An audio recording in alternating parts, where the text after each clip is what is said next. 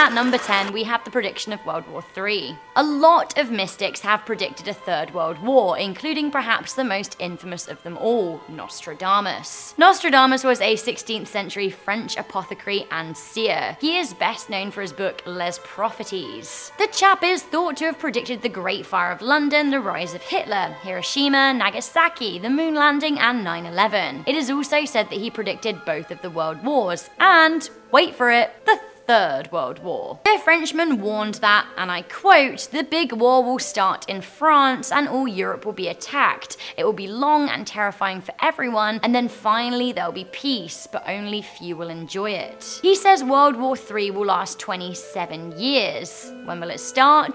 2018, apparently. Great. Oh, and he also warned that there'd be a horrible earthquake and a volcanic eruption this year. We'll get back to that one later. Both more tangible and practical than Nostradamus' warning, we have a well-meaning warning from ancient Japanese people that has largely been ignored. Coming into number 9, we have the Great Awakening in the Age of Aquarius. On November the 26th, 1977, a scary alien voice interrupted a British TV broadcast at 5:10 in the afternoon on ITV. Hijacking the Hannington transmitter, a scary speaker interrupted transmissions for 6 whole minutes, claiming to be an alien called Virillan from the Intergalactic Association. With a distorted voice, Virillan says that all weapons of mass evil must be removed. He warns humanity that they have a short time to learn how to live together in peace. The voice implored viewers to remain peaceful so that we could be part of the Great Awakening in the Age of Aquarius. The hijacker was voice only, and later ITV called the hijack a breakthrough in sound. Now, the identity of the hijacker has never been found, but afterwards, tongues were firmly set wagging. A lot of alien conspiracy theorists hailed the interruption as a message from aliens of the future who have mastered the ability to send messages through space-time. Coming in at number 8, we have the imminent eruption of Yellowstone. Remember what Nostradamus said? Well, think about that when we talk about Yellowstone. The Yellowstone volcano is a supervolcano waiting to blow. The information isn't anything new. Scientists have been warning people for years. Now, the last time the volcano erupted was 6,400 years ago, roughly 6,400 years after its previous explosion. Notice the pattern there? Honey is due. If and when this supervolcano blows, it will be devastating for almost the entirety of the United States and parts of Canada. The ash would fall as far as Washington, D.C. and Toronto. Salt Lake City, Denver, and Casper are total goners. Things wouldn't be looking great in Albuquerque, Kansas City, or San Francisco either. Now, the volcanic ash would be the main issue, choking people and devastating agriculture whilst polluting water supplies. While we know about the volcano, for some reason, cities keep being developed within the immediate destruction zone. The same thing actually goes for Italy. Remember Pompeii and the disaster that happened back then? Romans kept on building around Vesuvius. Nostradamus had a few terse words about that too. Coming in at number 7, we have a climate warning from 1847. George Perkins Marsh, a Vermont congressman and America's first environmentalist, predicted the horrors of climate change a long time ago. In mid-19th century language that's slightly turgid to our modern ears, Marsh basically warned that if we keep on burning fossil fuels and messing with natural environments, like with swamp draining and deforestation, we would screw over ourselves in the future. In a speech delivered to the Agricultural Society of Rutland County, Marsh acknowledged the effect human actions was having on the climate across the world. So his observations were way back in 1847, 171 years ago. Things have only accelerated over the past nearly 2 centuries, with humans burning more fuel and farming more animals and cutting down more trees than ever. Marsh, a revered scholar and writer who studied his whole life and spoke over 20 languages, was largely ignored in his lifetime. Although more and more people are awakening to the perils of climate change, his warning is still not totally heeded today. Around 15,000 scientists have agreed that we are already past the point of no return when it comes to climate change. So sad at number 6, we have the warning of a cockpit catastrophe. A lot of the warnings or predictions, as you may consider them to be, came decades decades or more before the disasters they could avert. But this eerie warning came just 2 months before 150 people were murdered. Dutch pilot Jan Crocheret, a captain for Emirates Airline, wrote an article for a specialist flight magazine, Pilot and Plane. Now, this article came in early 2015, 2 months before co-pilot Andreas Lubitz plunged Germanwings Flight 9525 into the French Alps. Jan wrote of the perils of the internal locking cockpit, which were installed as a safety measure following 9/11. Now, the doors are bulletproof and work so that nobody can storm a cockpit and hijack a plane ever. However, in this article, Crocheret speculated that this could be abused by a corrupt co-pilot. He wrote how you never know who you're sitting next to, you never know what they're thinking and what they're feeling. He said that he feared that one day he could go to the toilet and his co-pilot could lock him out of the cockpit. He wrote that there's little choice then but to go to the passengers and sit and wait to see what the future brings. Now, really sadly, this is exactly what happened with the Germanwings flight. Lubitz locked Captain Patrick Sonderheim out and convinced him to use the toilet. He couldn't get back in, then he crashed the plane. Coming in at number 5, we have the ice sheet collapse. 50 years ago, there was a lot going on in the world. The US and the USSR were embroiled in the Cold War. Also, there was a space race going on, keeping headlines occupied. However, in 1968, American glaciologist John Mercer was studying the ice sheet in Antarctica. He wrote a paper calling the West Antarctic ice sheet vulnerable and unstable, warning that it was melting and as a result, sea levels were rising. Ignoring this warning for decades until new studies did conclude the same thing, scientists are now scratching their heads at what they can actually do about it. The ice sheet holds enough water to raise global sea levels by 3 meters, which when you think about how much water there already is on Earth is a lot. Mercer discussed the rate at which the ice was melting, which has now more than doubled, so the ice is melting faster than ever. As we keep on burning fossil fuels and prioritizing beef production, this temperature of the world is continuing to rise. Yeah, we'd be in trouble if the West Antarctic sheet melted, but if all of the ice caps melted, well, this is what the United States would look like. There again, we have Europe, Asia, and Australia. As you can see, things aren't looking great. Now, this warning was one of the reasons the Paris Agreement of 2015 was drawn up, which commits the world to limiting warming by just 1.5 to 2 degrees. Now, unfortunately, President Trump wants to withdraw from this agreement. I don't know about you, but losing the world's most famous cities to the ocean is a pretty scary thought, especially when we've been warned about it. Coming into number 4, we have asbestos and the death of millions. So what is asbestos? It is a naturally occurring fibrous mineral that is known for its strength and resistance to fire. Sadly, as good as it seems for insulation, inhalation of its fibers causes cancer.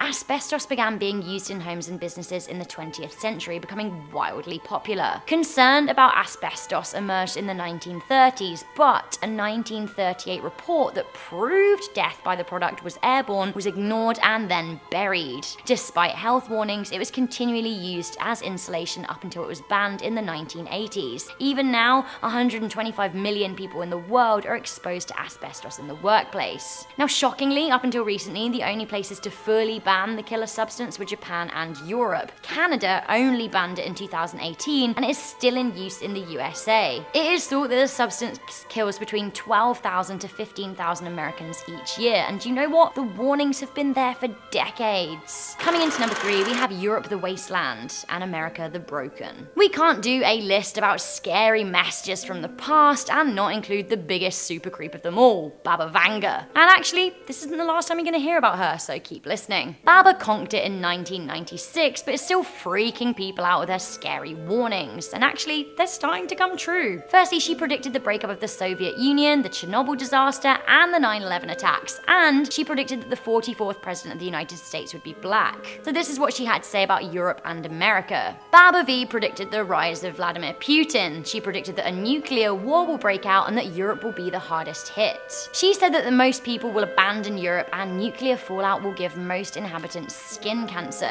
She also predicted that by 2043, a Muslim caliphate would be established in Rome following years of war. Regarding the United States, she said that the 45th president would be the last ever prez, so things aren't looking great for Trump. She also said that he would divide the North and South and ultimately bring down the country. Thanks for that, Babs. You always a ray of sunshine. Alright, next up we have one of the biggest historical warnings of all time. We have the Nazis at number 2. The rise of Adolf Hitler, his manipulation of the National Socialist German Worker Party, his establishment of a dictatorship in the Third Reich is one of the most historically interesting and devastating things to ever happen to humanity. The way Hitler managed to harbour social disquiet as political fuel, brainwash a nation, and enact ethnic cleansing was disgustingly artful and should serve as the biggest warning in social history that evil doesn't always arrive to you dressed as the devil, but often as a confident figure offering a better future. The rise of Adolf Hitler should have taught us to pay very close attention when a human both charms, cheats, and bullies their way to the top, manipulates the media, and singles out a race or religion for persecution. Did we learn our lessons from Hitler's Anschluss of Austria? If so, shouldn't Vladimir Putin's annexation of Crimea be a red light? Should China's one-party state worry us? Should we worry about Trump inviting only preferred news publications to his press conferences? Should we be worried about asking to present our social media passwords to custom officials? And should we be worried about Kim Jong-un? It isn't necessarily the Nazi years that should be the warning to us, it is the years of discontent leading up to the Third Reich that are a particular concern here. A 1997 BBC documentary film series called The Nazis: A Warning from History was released, and honestly, it is such a good watch. Nazis and World War II destroyed a lot, but imagine what a modern day Hitler could do with nuclear weapons. Warning! Warning. Okay, we of course need to end this list with some classic Baba Vags and her warnings that, you know, she's got for the future and the end of the Earth and the universe. That's right, coming into number 1, the end of the Earth will come in 2341. Mate, according to Babs, it is literally all to come. From 2033 to 45, the polar ice caps are gonna melt, but then cloning's gonna happen and disease will be cured. But don't celebrate too soon because the US will fight the Muslims in Rome using freezeways. Like, actually, that sounds pretty cool. In 2256, Mars will demand independence, and something terrible will be found in the galaxy as we search for further alien life. We will master time travel in 2304, but sadly a series of man-made disasters will destroy the Earth once and for all in 2341. Vanga warns that humanity will escape to another solar system, but resources will be scarce, which will lead to more war. She then predicts another dark age in 3815, which ends in 3878, and really, it's all just numbers now. By the year 4674, humans and aliens will have started breeding with a universal population of 340 billion. Sadly though, the universe party is all over in the year 5079, or so she warns. Bit of a buzzkill, isn't she? Dinosaurs walked the Earth for 165 million years, but humans have what, 23,000 years on Earth, then 2,000 more in space, and then it's all over. Can these warnings and predictions be changed if we play nice? That's the question on everyone's lips. Number 10. John Titor. In November of 2000, there was a huge uptick in activity on the Time Travel Institute forums, which is still a website with some interesting reading material. In between all of the crackpot theories was a group of posts that seemed a bit too detailed to ignore. A man named John Titor was posting, and he claimed to be from the year 2036, and was sent back in time by his government to the year 1975 to retrieve an old IBM computer. They needed it for some debugging back in his home time. But as a little time vacation, he decided to stop off in the year 2000 for some fun. The posts on the forum detailed the technology he used to travel, along with future events like a US Civil War in 2012 and a Third World War in 2015. Obviously none of this happened, but his posts were so convincing and full of things that could have been possible, or could have worked in theory, that it may have been true, but just by revealing the information, he changed the timeline. We can't disprove any of the things he said, and no one has heard from him since. In our number 9 spot today we have the bookstore. In 1996, a man and his wife were out in Liverpool doing a bit of shopping. The man's wife went into a bookstore, and instead of accompanying her there, he wandered off down the street in search of a CD store. As he strolled down the street, he began to notice everything getting quiet. After this, he noticed a van that looked like it was from the 1950s that honked and swerved around him. At this moment, he realized that he was somehow standing in the middle of the street, and that everyone around him was dressed in 50s styled clothing. Like anyone would be in this situation, he was super confused, and he went to head back to the bookstore where he had left his wife, but when he turned around, the bookstore didn't even exist anymore. Where the bookstore was a minute ago was now a women's clothing store, and as soon as he did, it turned back into the bookshop he had initially left his wife in. He was back in 1996 and could not figure out what the heck had just happened to him. After this whole ordeal, he also learned that the clothing store he had seen and gone gone into hadn't existed since the 1950s either. Whether this is a real time travel story or there's some sort of other explanation behind it, that poor man was probably absolutely terrified. Number 8. Future photograph. A man named Edward claimed that in 2004, while living in LA and working in a lab, he was given the opportunity of a lifetime to be sent forward in time 3,000 years and come back with evidence to prove it. A massive achievement for the human species. He claimed in a 2018 interview that when he was sent forward, he was still in Los Angeles, but something was different. He was on a large wooden platform, and everything, all of the buildings and everything around him was made of wood, and water stretched out as far as the eye could see. When he looked down, he saw the remnants of LA under the water. He claimed that climate change had destroyed the planet and water levels had risen to devour the entire city. And he has a photograph to prove it. I'm not sure if I believe that the photograph is real, but I think that the idea of LA being underwater due to climate change is totally plausible and very frightening. Number 7. Back to the 40s. In 1988, Strange Magazine 2 published the account of a man named LC who claimed that back in the summer of '69, he and his business partner were driving through Louisiana, and out of nowhere the weather changed completely. Then ahead of them appeared an old car, a 40s turtleback, going extremely slow. The car had an orange license plate with 1940 written on it, and what is even stranger is that antique cars like that weren't allowed on the road unless it was for a ceremonial parade. It was moving so slow that they thought something may be wrong, so they pulled up beside it and saw that the driver and her child were wearing clothing from the 40s as well. Once they gestured for her to pull over, the car vanished, right in front of their eyes. Another eyewitness also corroborated the story. Now the question is, who was the time traveler, LC or the woman in the car? Number 6. Marie Antoinette. In 1901, 2 professors from St. Hugh's College in Oxford traveled to the Palace of Versailles, where one of the last French royals, Marie Antoinette, lived until she was executed in 1793. They were walking the grounds when the two of them both reported seeing many people, including Antoinette herself, in 1780s attire walking the grounds. The area they were in was a small retreat built in the garden by Louis XVI for Marie as a gift, so there is a reason to expect seeing her there, though it would be incredibly shocking. Both of them claimed to see the same thing, and all of the apparitions appeared as soon as the tour guide came back to the area. Very strange indeed. Number 5. Air raid warning. J. Bernard Hutton and Joachim Brandt were journalists visiting the Hamburg shipyard in 1932. It was by all accounts an uneventful day of photographs and interviews. Then, suddenly, bombs and gunfire fell from the sky. There were explosions, and the anti-air guns began to fire back with deafening booms. They took photos of the planes in the sky and the guns firing back as they escaped. And when they got back to the city, no one believed their story. They thought the photos would convince everyone, but once they were developed, there was no war zone to be seen. But 11 years later, on the same day they had visited, the British conducted Operation Gomorrah, a raid on the Hamburg airbase, and the photos from that look exactly like what the two men had described. Too bad the other pictures didn't develop so we could compare them. Did they see the war early? I guess we'll never know. Number 4. The Montauk Project. Preston Nichols writes in his book that at Montauk Air Force Base on Long Island, dangerous experiments involving time travel were being conducted, and that he uncovered repressed memories of the experiments in the 80s. His book later became the inspiration to Stranger Things, as he claims that young people with psychic abilities were experimented on and exploited to use their powers to open portals and gateways into different times. One of which being to 1943 on the USS Eldridge, where the Philadelphia experiment allegedly took place. The goal of that was to make their ships invisible, and apparently it worked, but the ship was also sent 10 minutes back in time and the crew went mad. The fact that these two projects linked together seems to show that there was something special about the two experiments.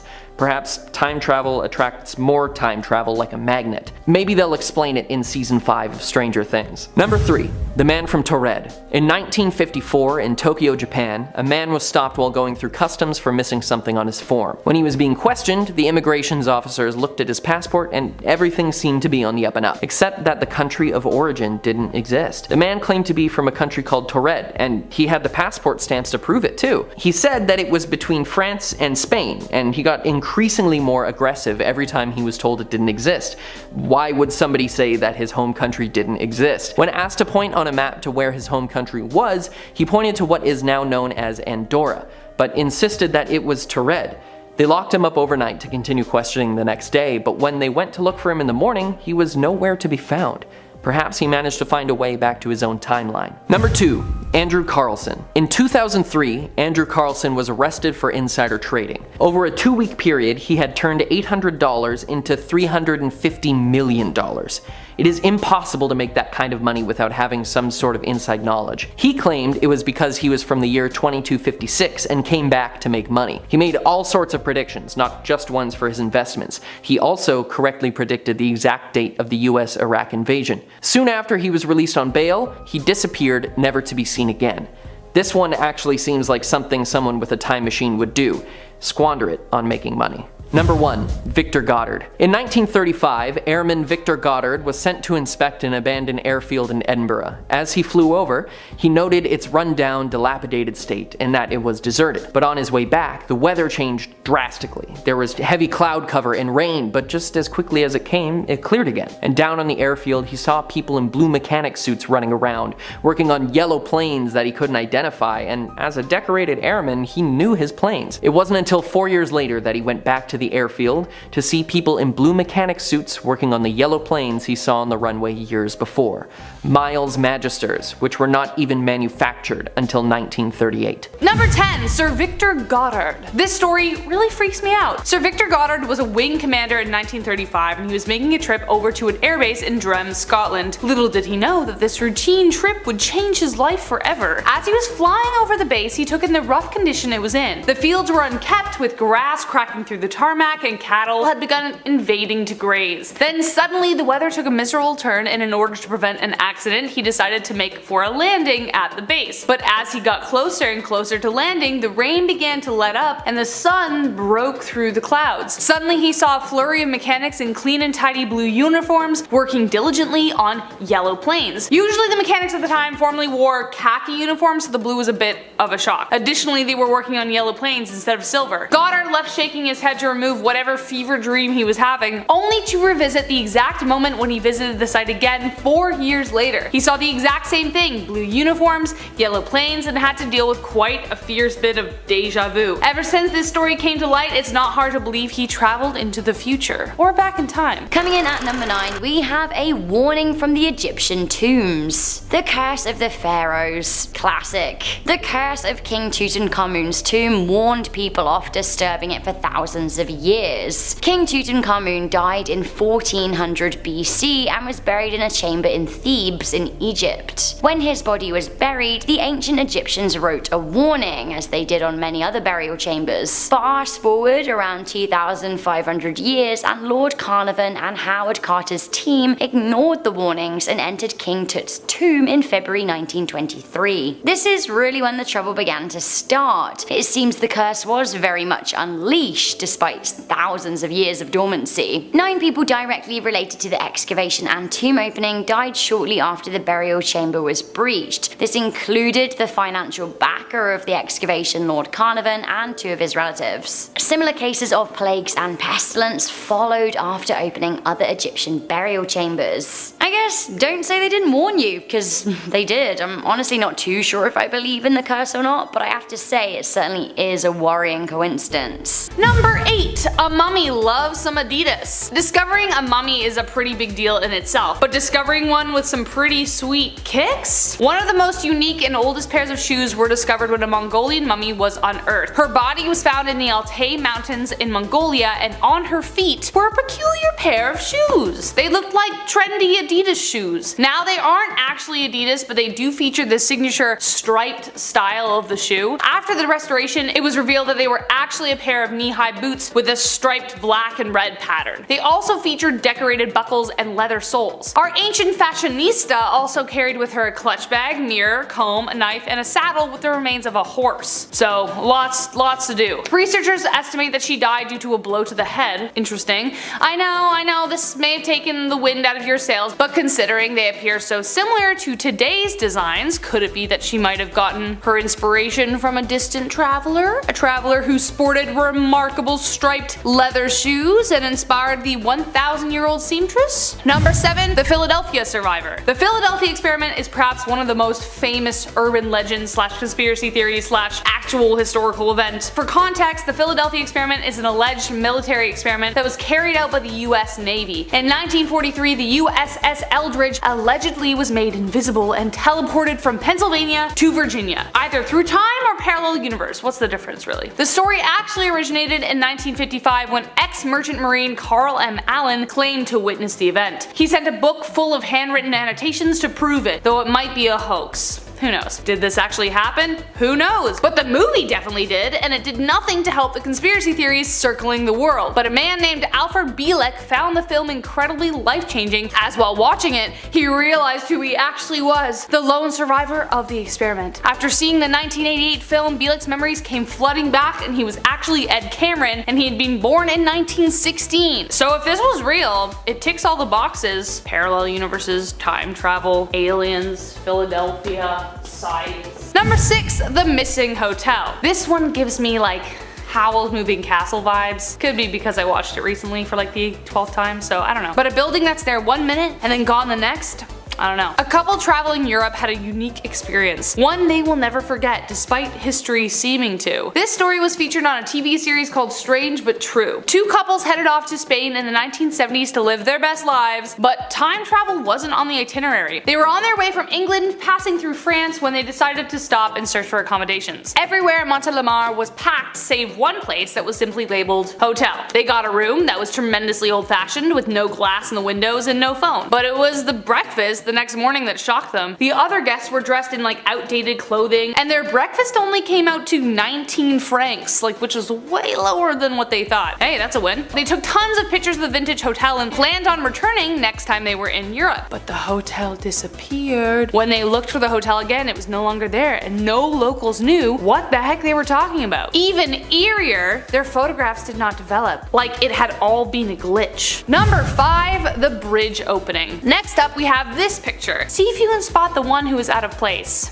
Found him? In case you missed it, we are talking about the gent dressed in the all too familiar type of hipster style. He sticks out like a sore thumb with his thick black glasses, graphic t-shirt, and what looks to be some kind of hooded cardigan. This photo blew up across time travel enthusiast forums, he's the ultimate hipster. The location of the photo was at the reopening of the Southport Bridge in Goldbridge, British Columbia in 1941. He also looks to be the youngest guy in the photo. Strange considering he would have been enlisted in the Canadian Army at that point. Correct me if I'm wrong. So why is such a young circa 2010 sporting gent standing at the Southport Bridge? Could it be he was sent back to document the event and was accidentally documented himself? Number 4, Andrew Carlson. This next one is for all my Game Stoppers out there who love that Robin Hood story. I did too. I really did. It sounds like Andrew Carlson pulled a Biff from Back to the Future though. Police arrested the 44-year-old in 2003 when he was somehow able to turn $800 into $350 million over 2 weeks. That's the damn dream, man. Authorities believe that he must have had insider help, which according to Andrew wasn't exactly untrue. Andrew told the court that he was actually a time traveler from the year 2256, and that is how he knew. Obviously, who the heck would believe that ridiculous excuse? But wait, it gets weirder. Andrew disappeared without a trace. A month later, a mysterious benefactor paid $1 million buyout to get him out. On April 2nd, Andrew was supposed to meet with his lawyer, but he had entirely disappeared without a trace. No evidence of his existence could be found before the year 2002. Andrew, can you come back and just tell me how you did that? That'd be great, you know?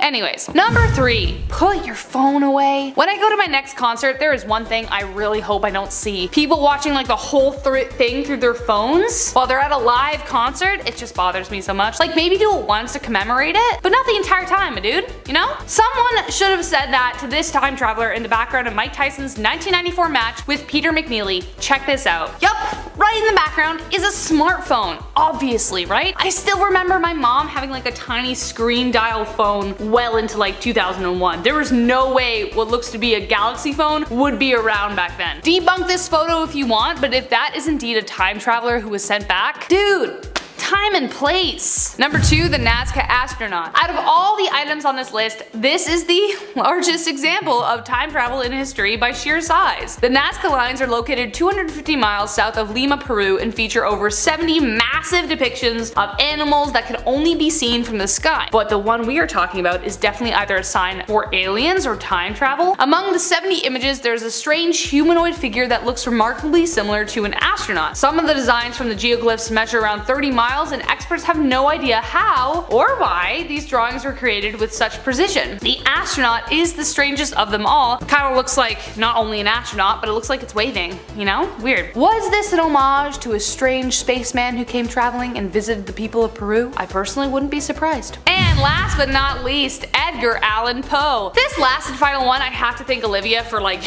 helping me dive down this rabbit hole because it really is convincing. I'm fully on board. So is she. So here we go. Edgar Allan Poe has to have been a time traveler, or maybe he still is. Either way, he must have had some sixth sense. Okay, so first off, he predicted the future. 46 years after Edgar published his first novel called The Narrative of Arthur Gordon Pym of Nantucket in 1838, something weird happened. At one point in the book, their ship, Grampus, became stranded without food or water after a mutiny and must resort to desperate measures. The crew draws straws to see who would be sacrificed for sustenance. A boy named Richard Parker lost the deal. 46 years later, in 1884, the exact thing happens with the exception that the boat was a sinking yacht. 4 men were set adrift and forced to do the same thing, and guess the name of the boy who died! Richard Parker. Example 1. Example 2, 1840, Poe penned the story called The Businessman Who Endures a Violent Life After a Head Injury. He was hit in the head as a young kid, causing an injury to his frontal lobe, which Poe seemed to entirely understand in intricate detail. But the first time behavioral changes caused by this kind of injury were able to be studied didn't come until 1848. An actual neurologist, Eric Altschuler, wrote, and I quote, "There's dozens of symptoms and he knows every single one. There's everything in that story, we've hardly learned anything more. It's so exact that it's just weird, and it's like he had a time machine." Unquote. Point 3. Who is the figure who visits Poe's grave every year and puts a rose on it? Perhaps Poe is coming back to honor a past life. After all, why is a raven like a writing desk? Because Poe wrote on both. Coming in at number 10, we have the apocalypse. The end of the world has been predicted so many times in history, and it's hard to take those warnings seriously, like so many times. Nonetheless, right now, some Christian conspiracists are predicting that the end of days is coming in 2021. The Bible does actually talk about the end of days, and that book dates back thousands of years. The World Bible Society also says that Jesus will return after the end of days in 2028. Apparently this comes from studying the Bible and pinpointing a date for the rapture. Society President Dr. B. Shaw said that 7 major signs have already been fulfilled, 5 major signs are currently being fulfilled, and 15 more major signs are yet to be fulfilled. I don't know, I'm not sold on this one. Number 9. Greta Thunberg's doppelganger. What doesn't this girl do? First, she takes on the world's global environmental issues, gaining recognition on like every media outlet, and now she may be a time traveler. Social media blew up with the time travel theories when a 19th century photo surfaced that features Greta, or at least someone who looks just like her. It's true, the resemblance is astounding, so is this a case of time traveling, adventures, or just a common gene pool? Well, firstly, the situation of the photo doesn't actually suit Thunberg's environmental initiatives. The photo was taken in 1898, and the 3 children featured in it are sifting for gold, like Greta would ever be seen next to a mine. According to the University of Washington Libraries, the photo was also taken in the Canadian Yukon Territory. Far from Greta. Greta hasn't responded to the fanatics obsessed with the photo, and her silence only feeds the theories. Who knows? Maybe she just has one of those faces, or maybe she was sent back to do more of her research. After all, Greta does seem to prove time and time again that she isn't your average teen. Okay, this however I do believe in. We have the Mayan ruins and their stark warning against deforestation at number 8. The Mayan civilization was one of the earliest intelligent empires and certainly rivaled the ancient Greeks, Egyptians, and Romans. Between 2000 BC and 250 AD,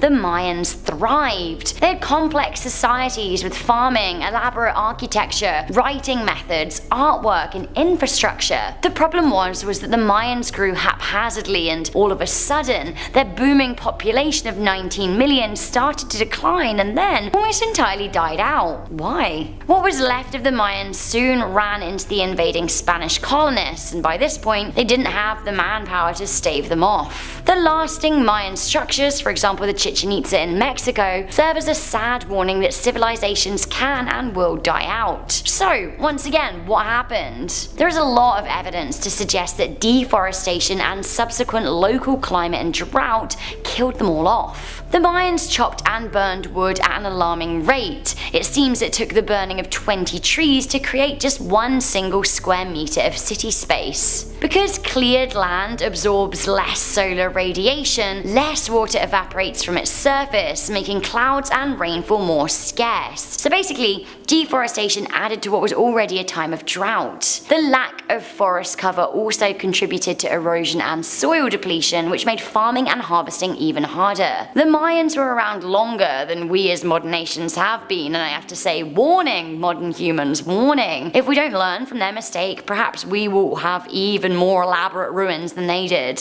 Deforestation is going to be a problem. Coming in at number 7, we have the dodo extinction. The last dodo died 350 years ago. Long before then, and long after, species have died out, but somehow the dodo has become the poster boy for mass extinction. When the Dutch invaded the island of Mauritius, the bird had been plentiful, but it went extinct within 100 years. Why? Well, the Dutch may have hunted and eaten them, but more likely, shiprats and other animals brought over to the island by the ship ate the dodo eggs and outcompeted the birds for food. Sadly, by the 1660s, the dodos were lost forever. Yes, once again, extinctions do happen naturally over time, but this one was on us. This wasn't the first time human interference of a habitat led to the extinctions. It certainly wasn't going to be the last. It was a warning and we didn't listen, or if we did listen, we didn't care. In the past 500 years, we have been directly responsible for the total extinction of thousands upon thousands of species and the critical endangerment of thousands more. Why does it matter, some of you may say? Well, even if you're totally devoid of compassion, species balance out natural ecosystems, and without them, they can collapse. Have you ever heard the answer to the question, what would happen if all the bees died out, for example? If you haven't, I don't know, maybe you want to give it a listen. Coming in at number 6, we have Glacier 511. The world's deadliest avalanche could have been avoided had the Peruvian authorities listened to American scientists David Baines and Charles Sawyer. These guys noticed that a glacier in the area, Glacier 511, was extremely unstable. When they told authorities in 1962, they were simply thrown in jail. Despite warning the Peruvian government that a glacier would soon cause a deadly avalanche, nobody listened. Just 8 years later, the avalanche came and buried 25,000 people under ice.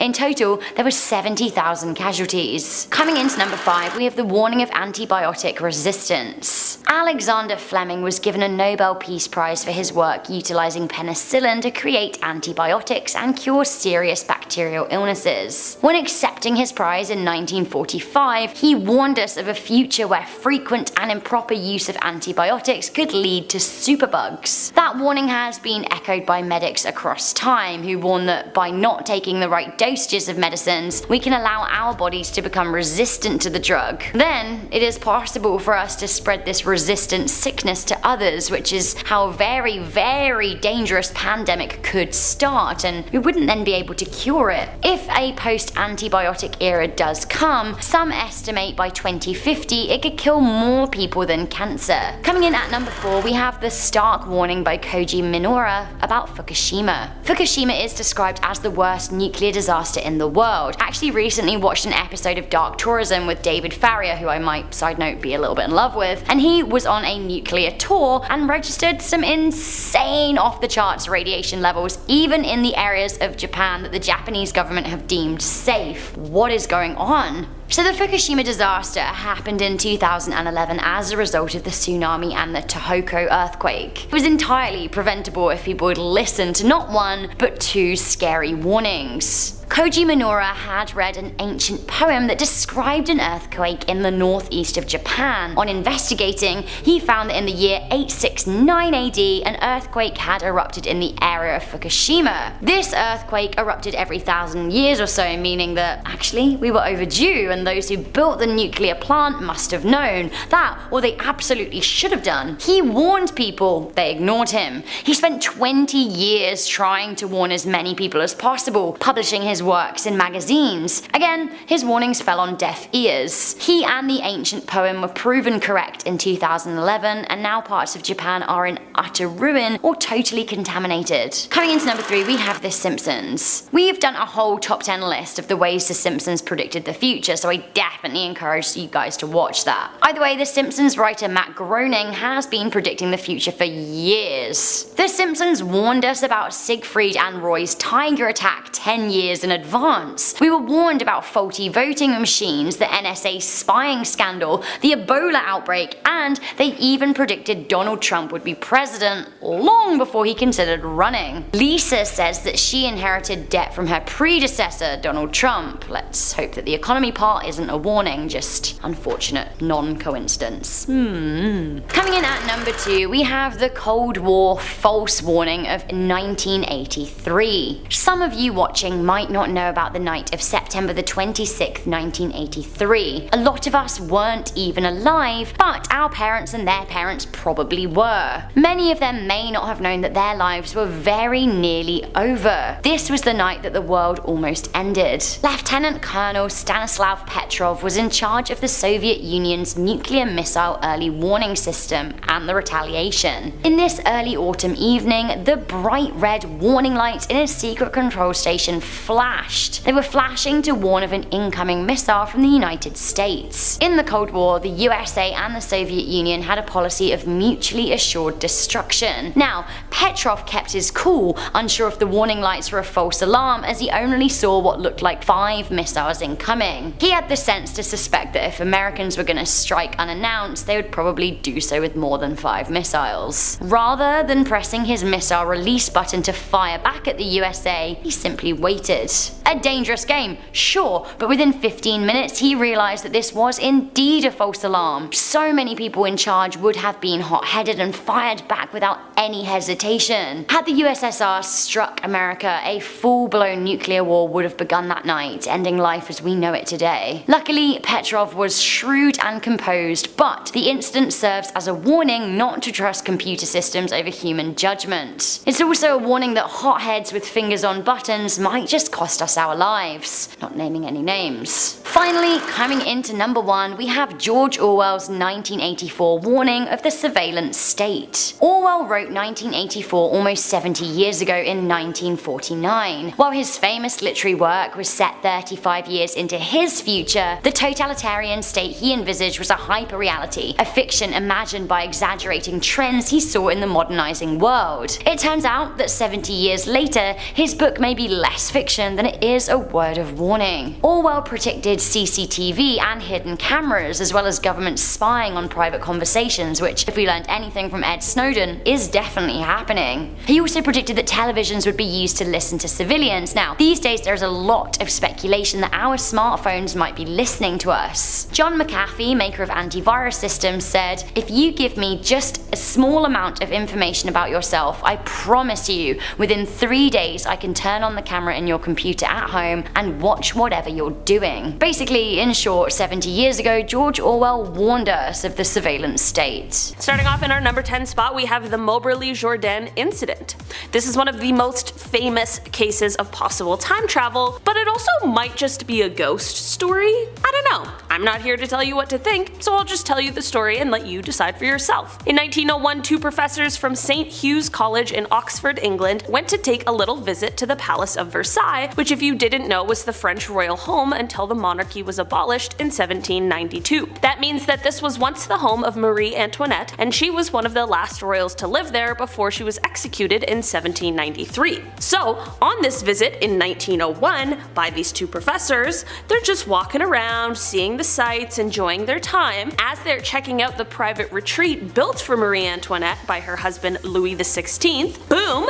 Out of nowhere, these 2 just see the Marie Antoinette sitting there, sketching away, dressed in 1780s attire. But not only her, there were a bunch of people also dressed in this same sort of way who seemingly just appeared out of nowhere. Just as quickly as they appeared, however, once the tour guide approached the 2 professors, all of the people vanished. The pair ended up writing a book about their experience, which was quite successful because of how grounded it seemed. Did they travel through time? Did they see ghosts? Or is this all just made up? Number 9. Hipster Time Traveler. In 1941, the South Fork Bridge was reopened in Goldbridge, BC, Canada. This photo was snapped to commemorate the event, and everyone out there seems to be dressed in their Sunday best, and no one paid any mind to it at all.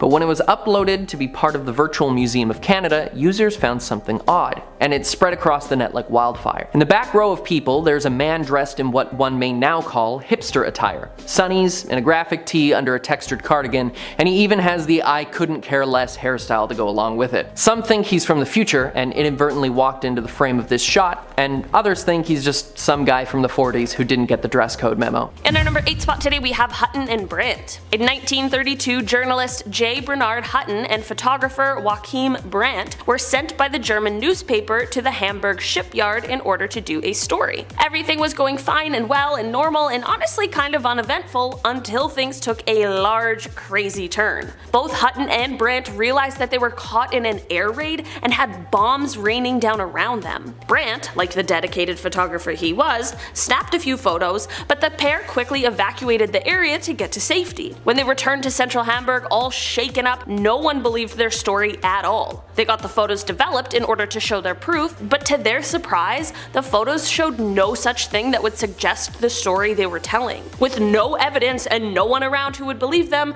the pair had no choice but to just go on living their lives. 11 years later, however, Hutton was living in London and he opened up the newspaper one day to see what he never expected. The newspaper that day detailed the story of Operation Gomorrah, which was an air raid on Hamburg, and the photos in the paper looked exactly like what he had experienced 11 years earlier. Did these two somehow end up getting teleported to a time 11 years later while they were out doing that story that day? I truly don't know what other kinds of explanations there could be. In our number 7 spot today we have Live Your Lie. A guy on TikTok who goes by the username Live Your Lie has begun to post videos claiming that he is a time traveler from the year 3036, and he offers his warnings to all of us. He tells his followers that they are as free as they will ever be right now, and that our kids won't even see freedom. He says, so suck it up, because as simple-minded as your time period is, you got it pretty good, you just don't know it. Okay, Mr. Live Your Lie, don't absolutely roast us all. Anyway, when asked about the world population in his year, he says it's just over 2 billion people. He talks about something called the Big Blackout, which he says happens in December of 2052. He says that the Big Blackout is when basically everything goes dark for upwards of 5 years. The internet, the power, it all gets disconnected on account of what's called the terrors, but many speculate otherwise. He says that during these years there's riots, turmoil, and that it's just the worst of times, and that it takes 20 years for things to get fully back online. He also adds that in the year 3036 we still have zoos, but all of the largest animals are gone, so the zoos then actually just consist of animals like dogs and cats. I'm honestly not sure what to make of this one. Like, if he really is a time traveler, I appreciate the heads up on what's to come, but couldn't he have also said like one nice thing about the future? Also, if time travel exists in 3036, why doesn't everyone just head back in time to when things were good? I don't know, maybe there's some sort of reason, or maybe he's lying. I guess one day someone will find out for sure. In our number 6 spot today we have Sir Victor Goddard. In 1935, when Air Marshal Sir Victor Goddard was still a wing commander, he was instructed to head over to an airbase that was located in Drem, Scotland that was inactive at the moment. As he flew over the base, he noticed it was in pretty terrible condition and that cattle had now begun grazing through the grass that found its way through the tarmac. Later on, as he was still flying, he found himself in a bit of a bad spot due to terrible weather conditions. To avoid anything bad happening, he decided to land at this inactive airbase and wait out the bad weather. What's weird, however, is as he got close to the base, the torrential downpour abruptly stopped and the sky very suddenly opened up with bright sun shining down. This was weird but not totally unexplainable, but what was unexplainable is that the inactive airbase could now be seen in full use and full of mechanics in blue overalls working on yellow planes. This was weird for a number of reasons. Firstly, he had just seen the base and it was not even close to looking like this, so how could this all have just come out of nowhere? The mechanics weren't wearing their khaki-colored uniforms that were the norm then, and the Air Force didn't use yellow planes. They instead painted all of their planes silver, and there was one plane there that he wasn't able to identify or recognize. Sir Goddard left the situation completely confused and shocked, but that shock only got worse 4 years later when he visited Drem again. After the years that had passed, when he visited again, he saw the exact same scene he had seen 4 years before, like a full deja vu moment. Did he get confused on that day 4 years earlier?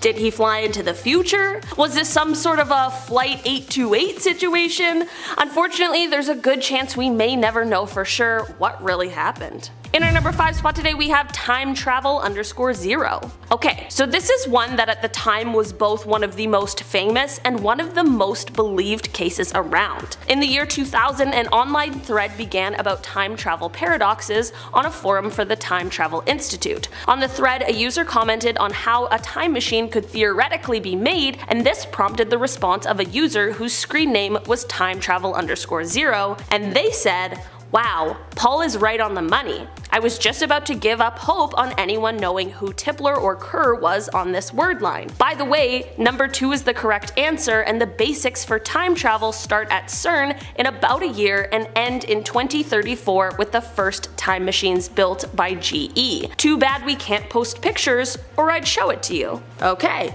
so this is obviously insinuating that whoever the heck time travel _0 is a time traveler. Throughout the next year, people continued to post questions and messages they had for this guy on that thread, and throughout time travel _0 became known as John Titor, and he told us all his story in great detail. He said that he had been sent back to 1975 in order to bring an IBM 5100 computer to his own time, but he was just stopping into 2000 for a brief rest on his way back home. I guess time travel is exhausting? I personally would not know. He said that the reason for the mission to get the computer was because he needed it to debug various legacy computer programs in 2036 in order to combat a known problem where UNIX was going to have a problem in 2038, similar to what people thought was going to happen in the changeover from 1999 to 2000. There definitely are people out there who still believe that John was a real time traveler, so I guess I'll just leave this one up to you to decide. In our number 4 spot today, we have the time traveling hipster. This photo appeared on the Virtual Museum of Canada website, and it was originally taken in 1941. The photo is said to have been taken at the reopening of the South Fork Bridge in Goldbridge, British Columbia, Canada. At a first glance, this photo is just normal and that story sounds perfectly reasonable, but once we take a closer look, it is clear why this photo went viral. There's that one guy in it who isn't dressed similarly to anyone else in the photo. While someone with their own unique personal style isn't exactly an anomaly,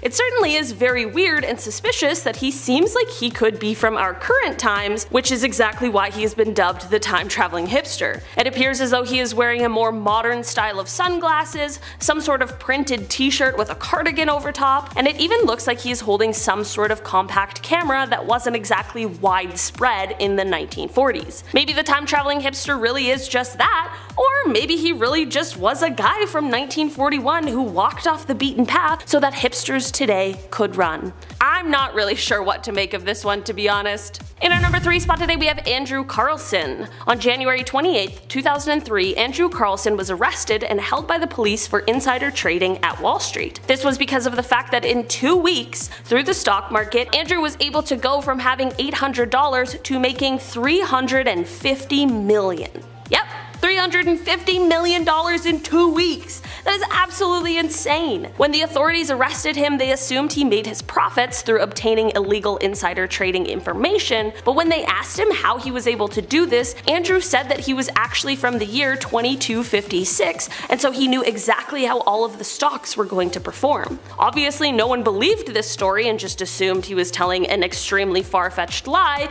which in circumstances like this would seem like a pretty safe assumption. But get this, when Andrew was released on bail, he totally disappeared, and despite several attempts to find him, no one has ever been able to locate him. To make matters even a little wilder, it is said that he was also able to accurately predict the exact date of the US invasion of Iraq. Not sure how, but that's what the internet tells me. In our number 2 spot today we have Edward. Edward is a man who has claimed that he has proof of the apocalypse, and he even brings photos along to prove it. Edward first appeared on Apex TV, which I'll be the first to admit hasn't exactly been a source of credible information, but who knows, maybe this is the time that they got it right. Edward claims that he was part of a top secret program in 2004 and that he was chosen to time travel to the year 5000. This photo I just talked about is a photo that Edward carries that shows Los Angeles completely underwater. In fact, Edward says that in the year 5000 the entire world is underwater, but humans have found a way to live on the water. He claims it happened because of global warming and explained that there was just too much CO2 in the air, which step by step destructed the natural shield zone. I'm not a Photoshop expert, so I wouldn't even know what to look for while looking at these photos he claims to have taken in the year 5000, so you guys let me know, you Photoshop experts watching this. In our number 1 spot today we have Edgar Allan Poe.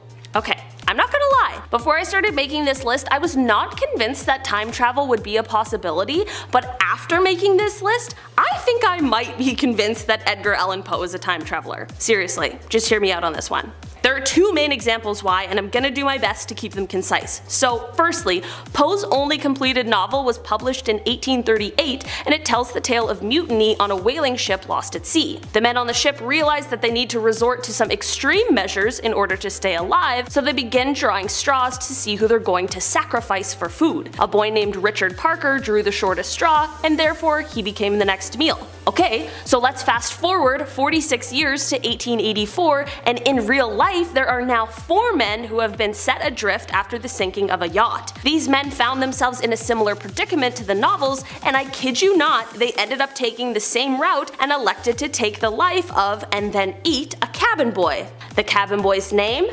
Richard Parker. Not convinced yet? Well, what if I told you that he accurately predicted a scientific advancement before it was even known by, well, scientists? In 1840, Poe penned the gruesome story The Businessman, in which the narrator suffers a traumatic head injury as a child and later lives a violent life. The weird thing about this story is that he was able to grasp frontal lobe injury so well before it was even a thing that was able to be greatly studied, as the first time behavioral changes caused by this kind of injury were able to be studied didn't come until 1848. An actual neurologist, Eric Altschuler, wrote, "There's a dozen symptoms and he knows every single one. There's everything in that story, we've hardly learned anything more. It's so exact that it's just weird. It's like he had a time machine." Coming into number 10, we have an assassination warning from the year 4932. Apex TV, as you'll soon discover, are the gift that keep on giving. They make paranormal videos and are basically a conspiracy theorist's wet dream. In December 2017, they published an audio clip purportedly sent in to them by a time traveler from the year 4932. How did the time traveler reach them in the first place? By email, apparently. 30 years ago we were sending post, but apparently in 2900 years time, we're still sending emails. I'm actually just gonna say straight up, we won't be. We're just gonna be communicating with the power of our minds. Anyway, the anonymous time traveler has a warning about the future president, which he says will be enough to get him killed for relaying. He says that the year 4932 is a time and a world that many people listening to would not relate to as ideal, and that time as a traveling journey has destroyed future ambition. He says that humanity no longer seem to pursue progression. He also claims that years are mysteriously falling off the calendar. He said that when attempting to journey to a future year that they'd previously journeyed upon, our error notes returned the period classification as unavailable. This suggests that the future is changeable, and with that logic, he assumes that the past is too. His message warns of the assassination of a President Janu Oliver Beck in July 2084. Janu, by the way, is supposed to be born in September this year, so watch out for that. The time traveler says he must never be elected because he must never be assassinated. Apparently the president was also a philosopher before taking office, and he managed to prove the existence of a god. The time traveler said if we preserve his philosophy, we will preserve the future of humanity. He ended the message by saying a number sequence: 16, 8, 4, 4, 8, 4, 4, 4, 8, 8, 4, 8. Now this has stumped Apex TV viewers. The video has had over 2.6 million views, and none of them know what the weird numbers at the end mean. Coming into number 9, we have the tsunami stones. Some things aren't written in stone, but these ancient warnings were. Still, some people chose to ignore them, leading to thousands of deaths. Japan is amid 4 tectonic plates, making it extremely vulnerable to natural disaster. Japan has a huge coastline, and when earthquakes happen in the ocean, they generate tsunamis. Hundreds of tsunami stones dot the coast of Japan, dating back over centuries. Now, these stones warn future generations where not to build in case of disaster. One stone reads, "High dwellings are the peace and harmony of our descendants. Remember the calamity of our great tsunamis. Do not build any homes below this point." Pretty loud and clear, right? While some of Japan's historic disasters may have gone undocumented, these stones speak volumes as to the devastation they must have caused. Residents of Aniyoshi heeded their ancestors' warnings and never built below the stones. They were fine in the tsunami. Sadly, a lot of developers ignored the ancient warnings around the coast, especially during the social boom years following World War II. Thinking that seawalls and modern tech was enough to save them, many built below the stones. And don't say they didn't warn you, because none of these settlements survived the 2011 tsunami. This tsunami was totally devastating, and it is estimated that over 20,000 people died. Next up, we have a warning from the past and present that will one day very much affect our future. Coming into number 8, we have the drunk traveler. Do you know what? I might try this one. In October 2017, police officers in Casper, Wyoming apprehended a drunk who claimed to be a time traveler. The self-confessed time traveler had a message of warning too. Now, this warning wasn't beer and liquor never sicker, which is a shame because I think he could have used some advice there. His warning actually said that aliens will arrive in the year 2018 and cause havoc. The drunk man said that he was from the year 2048 and he was able to time travel because, and I quote, "aliens filled my body with alcohol." Alright then. Coming into number 7, have we been sent a message from the future from a nearby star? Okay, when are we going to stop naming our stars insane letter combinations? This star is HD 164595, which really isn't very catchy. This star is a G-type star 94.35 light years away from Earth. In 2015, we seemingly received a message from something in the vicinity of this star. The signal was only heard once by the Ratan 600 radio in Russia. It was not reported to the rest of the world until 2016. Now, the announcement came as part of the Breakthrough Listen project, which is now scanning the nearest 100 galaxies for transmissions. This star has been of interest to humans because it is in a habitable zone. A lot of theorists are suggesting that the message could be from a future form of humanity or even aliens. Coming into number 6, we have Noah. Noah, what a guy. He made headlines in 2017 when he appeared in several news publications and in an interview with Paranormal Elite. Noah claimed to be from the year 2021, but apparently he'd been to the year 2120. It seems that Noah isn't his real name, it's just a name used to protect his identity. The man said that he was 50, but he'd taken secret drugs to make him younger, so he appears as a 25-year-old. Good.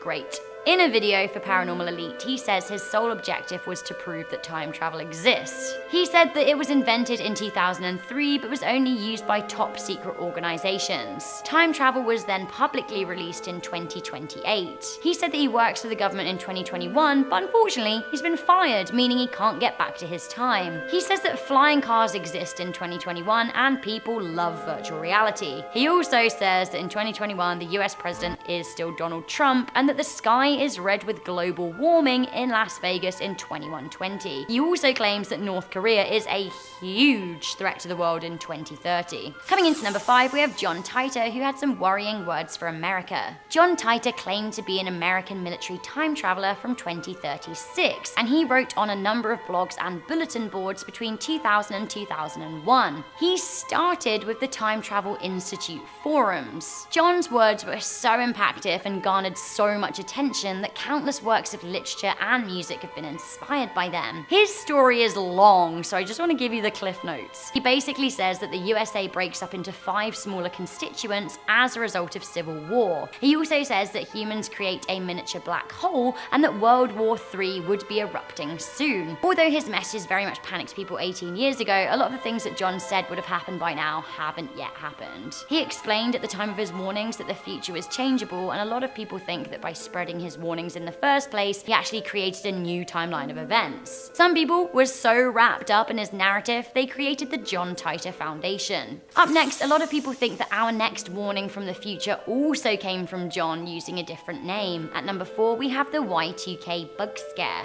A lot of people pin down the Y2K scare to a number of faxes received in 1998 by Coast to Coast AM. Basically, a lot of people were concerned that come the year 2000, computers would just break down and all hell would break loose. An anonymous time traveler faxed into the show saying that Y2K is a disaster and that the government had to take control using martial law. The time traveler wrote in by fax, which, yeah, cool, I'm sure we definitely are still faxing in 2034. The time traveler warned that people suffer in the future because they forget their basic survival skills, and you know what? I can kind of see that. As we know, the Y2K bug didn't happen, but some people were super scared. Coming into number 3, we have a 2016 computer virus. In December 2016, swathes of people around the world reported a scary computer malfunction that they assumed was a virus. People's internet browsing or Netflix viewing was interrupted by text from a man who said he was from the future.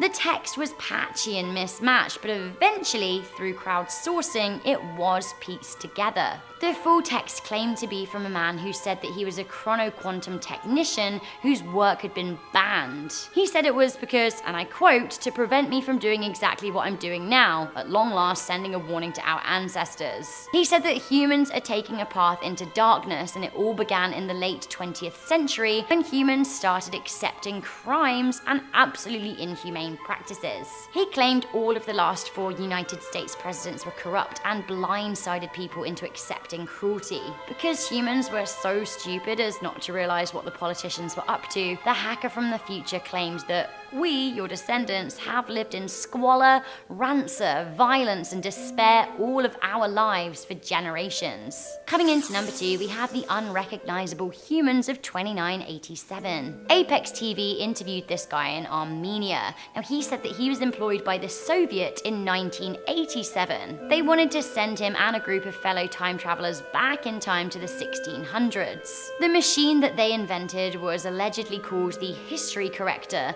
and it was designed to send people back to correct mistakes made in Russian history. The only problem was, they found they couldn't send people back, only forward.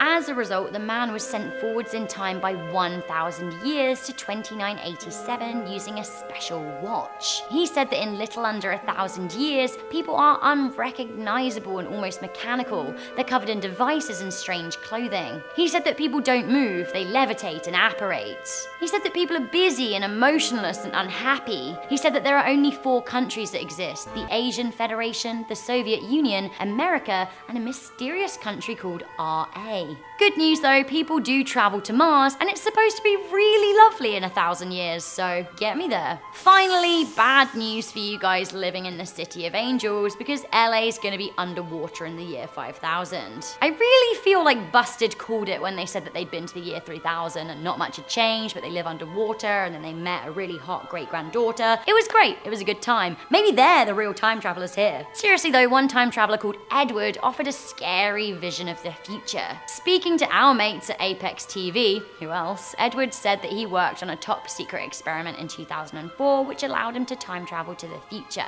He said that he arrived at a wooden city floating on the water where he met a man who informed him of the post-apocalyptic floods. He ventured into the ocean and saw the old city sitting at the bottom of the ocean bed. He said that the flooding was as a direct result of global warming and that many people had suffered from the loss of coastal city worldwide. He basically confirmed that yes, the polar ice caps do melt and so many people drown. Number 10. Project Pegasus and the Chrononauts. While that may sound like a sweet alt-rock band, Project Pegasus didn't have anything to do with music, but with moving through time. Seattle attorney Andrew Basaggio has been making claims since 2004 that when he was younger, starting at the age of 7, he participated in the Defense Advanced Research Projects Agency, or DARPA, Project Pegasus, focusing on teleportation and time travel. He and a few others were chosen at a young age because allegedly children could adapt well to the strains of moving between past, present, and future. Along with his fellow chrononauts,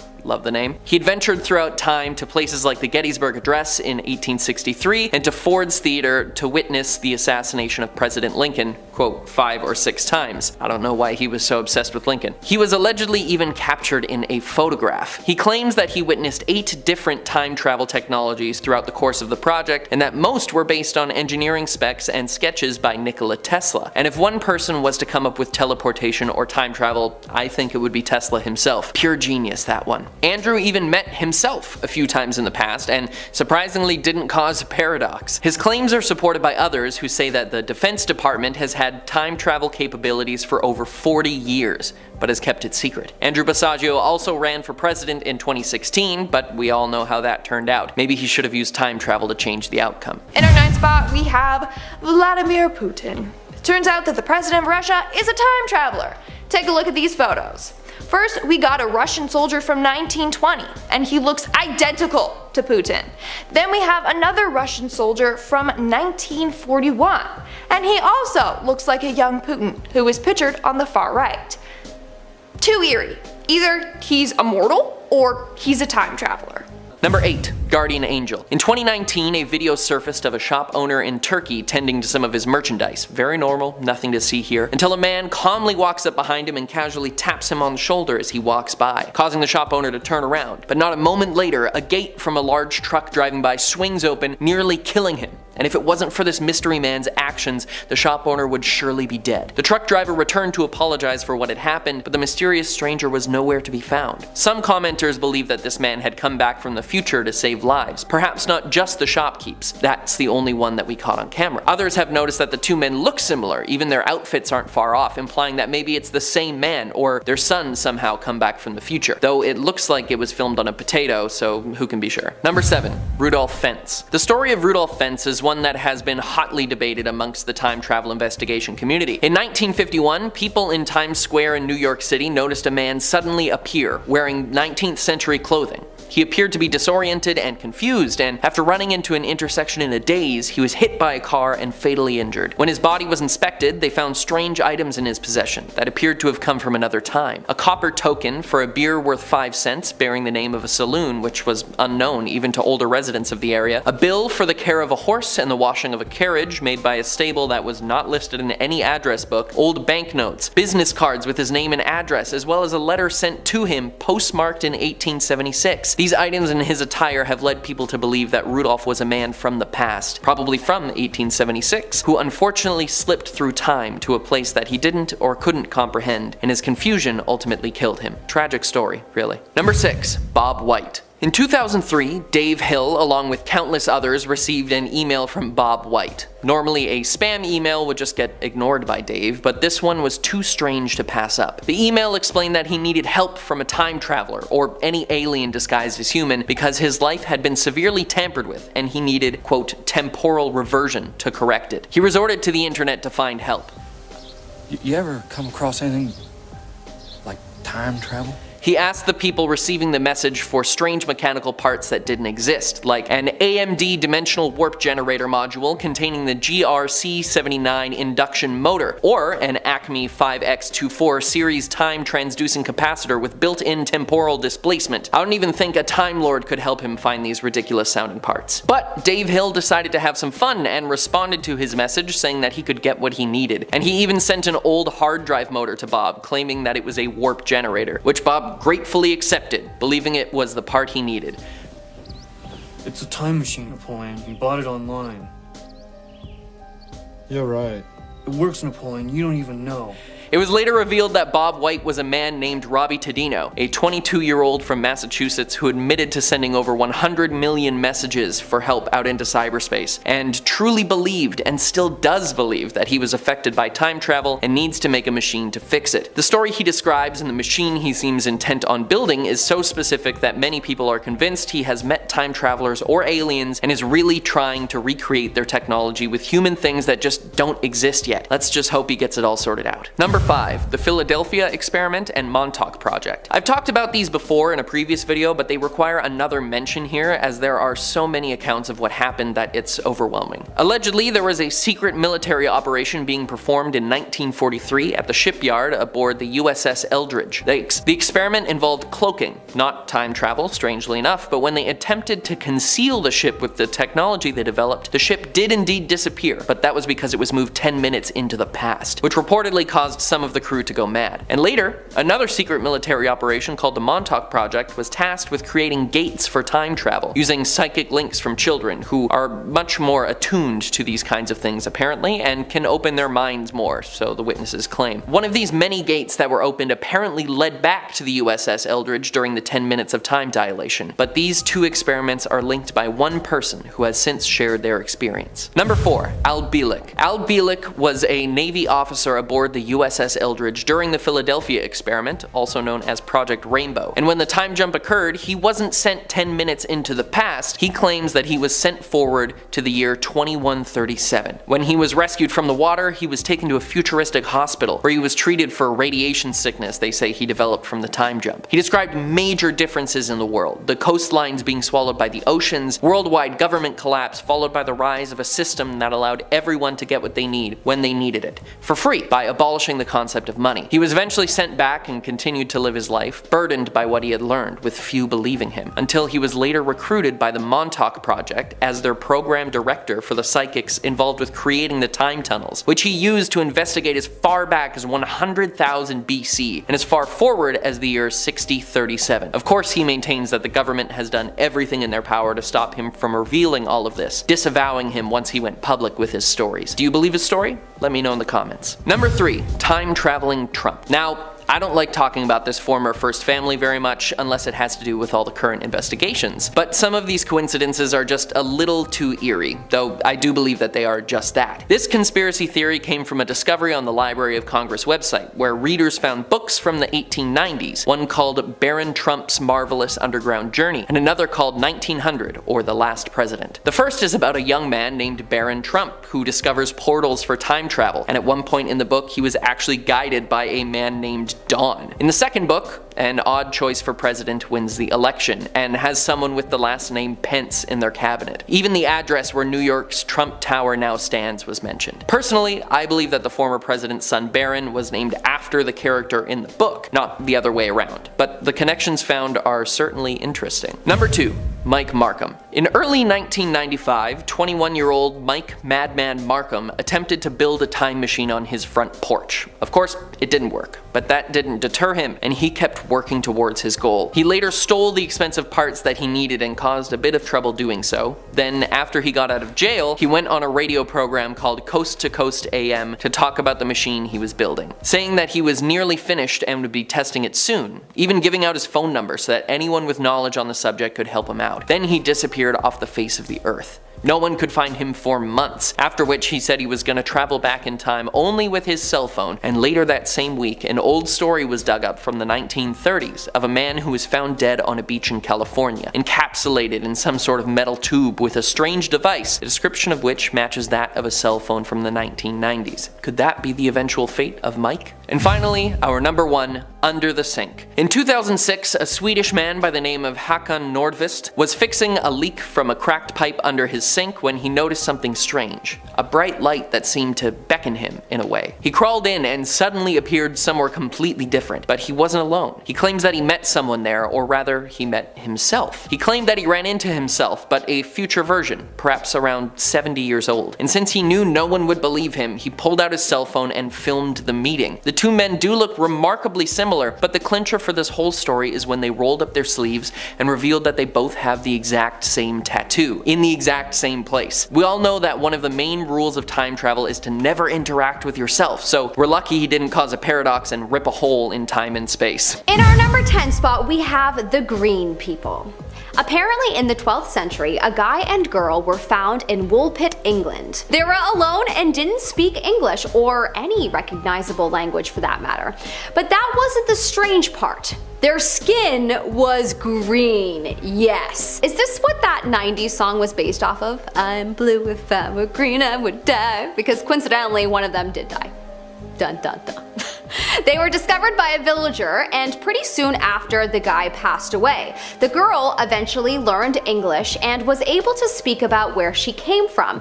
She said she came from a twilight-covered place called St. Martin's Land, and that one day she and her brother were taking care of their father's sheep when they found a cave. They went into the cave, and after walking for a long time, they suddenly found themselves in Woolpit. That's pretty wild. And you know, I bet you they did slip through time from another dimension or maybe even another world because, well, humans aren't green, so that definitely screams aliens to me. Anyone thinking what I'm thinking? This is how the reptilian race started. Got it, got it. Number 9. Vrillin Ashtar Radio Incident. On Saturday, November 26, 1977, in the southern United Kingdom, a mysterious voice interrupted a news broadcast and gave strange commands and predictions of the future. Accompanied by unsettling pulsing noises and echoes, the electronic-sounding voice claimed to be Vrillin, a representative of the Ashtar Galactic Command. Aliens or future beings sent to deliver a warning message that humans must denounce and remove all of their weapons of evil in order for an age of peace and prosperity to come to fruition, the age of Aquarius. If humans do not comply and turn from their evil ways, humanity will fall. Here's a little clip. This is the voice of Allah, representative of the Ashtar Galactic Command, speaking to you. Though the message is foreboding and super creepy, this messenger from the future actually makes some good points and gives some decent advice, like have no fear, seek only to know yourselves and live in harmony with the ways of your planet Earth. It seems like they were listening to the hippies at the time, and they had the right idea. After taking control of the station, they bid farewell and said they would leave our plane of existence, leaving us with their final words, "May you be blessed by the supreme love and truth of the cosmos." Aw. Thanks, Vrillin. In our number 8 spot, we have the Old Hotel. It was the year 1979, and 4 friends by the names of Jeff, Pauline, Len, and Cynthia were traveling through France when they got tired and decided to stay in a hotel for the night. They found a hotel that was ridiculously cheap in comparison to the rest of the hotels on the street, so it was a no-brainer. The only thing is, the hotel was particularly odd. Not enough for them to go somewhere else, but still it had wooden latches on the doors, no locks, and the windows didn't have glass, they were just thick shutters. What? In the morning, when they were eating breakfast, they noticed that there were armed police officers in old-looking uniforms. So old, they had capes. Without thinking too much into it, they later left and went on with their day. When they were on their return journey, they wanted to stay at the hotel again, except the hotel wasn't there. After doing some research, they discovered later on that those uniforms that the police officers were wearing were actually from 1905. Whoa. So they definitely time traveled without even realizing it. I want to experience this. If I could have this experience though, I would probably want to be transported to the 70s though, you know, disco, peace, hippies. What more do you need? In our number 7 spot, we have John Titor. Obs, I couldn't make a time traveler list without the famous John Titor. John Titor is probably one of the most talked about time travelers around the world, famously known for popping into our time in November of 2000 and chatting up a time travel forum. He claimed to be from the year 2036, and he said that he was on a mission to retrieve an IBM computer from 1975, but wanted to pop into the year 2000 for, personal reasons. And he said that since he was here, he wanted to warn everyone about the crappy future that was up ahead. How nice of him. A quick World War III in 2015 and a full-blown civil war by 2012 in the US. Well, perhaps he was, 5 years or so off, but some people say that because he revealed info that it actually changed the future and therefore the timeline, would be off. Apparently he was so detailed that it was hard not to believe him, but anyways, super interesting to ponder over. Do you think John Titor was real? Let me know in the comment section below. In our number 6 spot, we have Back to the Past. Apparently in 1969, 2 men were driving on a southwestern Louisiana highway when they saw an old car in the distance. The car began to get closer to them, and they saw that it looked like it was slowing down and perhaps the driver needed a boost. The men pulled up beside the car and looked in to see a woman and her child looking at them in 1940s attire and looking quite scared and shocked as they looked back at them. They gestured to her to pull over so they could help her, and so they both did. When they got out of the car though and looked back at the woman, the car had vanished.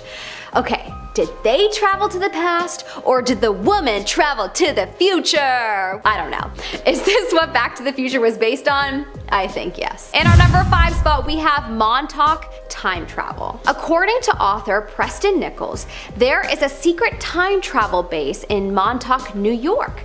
Preston wrote the book The Montauk Project in the 90s, and he claimed that in the 1980s he reclaimed some memories of working on the project. He says that they experimented on young humans and one human had psychic abilities. He also said they created a time portal to 1943. A portal that specifically opened on the USS Eldridge, the subject of the Philadelphia experiment. Apparently in World War II, the US performed a series of tests to cloak its workers with essentially an invisibility cloak of some sort. Apparently in October they succeeded, but there was a bit of a side effect. The Eldridge crew members went insane after traveling back in time for 10 minutes. Apparently the workers were brainwashed afterwards and their memories were wiped. Wow, well honestly, I maybe believe it. If the army had cell phones in the 60s, most likely the government created a time traveling device in the 80s to go back to the 40s, right? It's possible. In our number 4 spot, we have Joffer Vorin. This story is super interesting, and apparently there is no doubt that he was real, just that he might have been a little crazy. But you can decide. Allegedly in 1980, there was a man by the name of Joffer Vorin who was found in Germany. He apparently spoke little German, which of course made him difficult to understand. He claimed that he was from a place called Lexaria and spoke the languages Lexarian and Abramian. He said he was looking for his long-lost brother, but had to stop here as he was shipwrecked. He claimed that the world was made up of 5 sections: Sakaria, Aflar, Aslar, Oslar, and Euflar.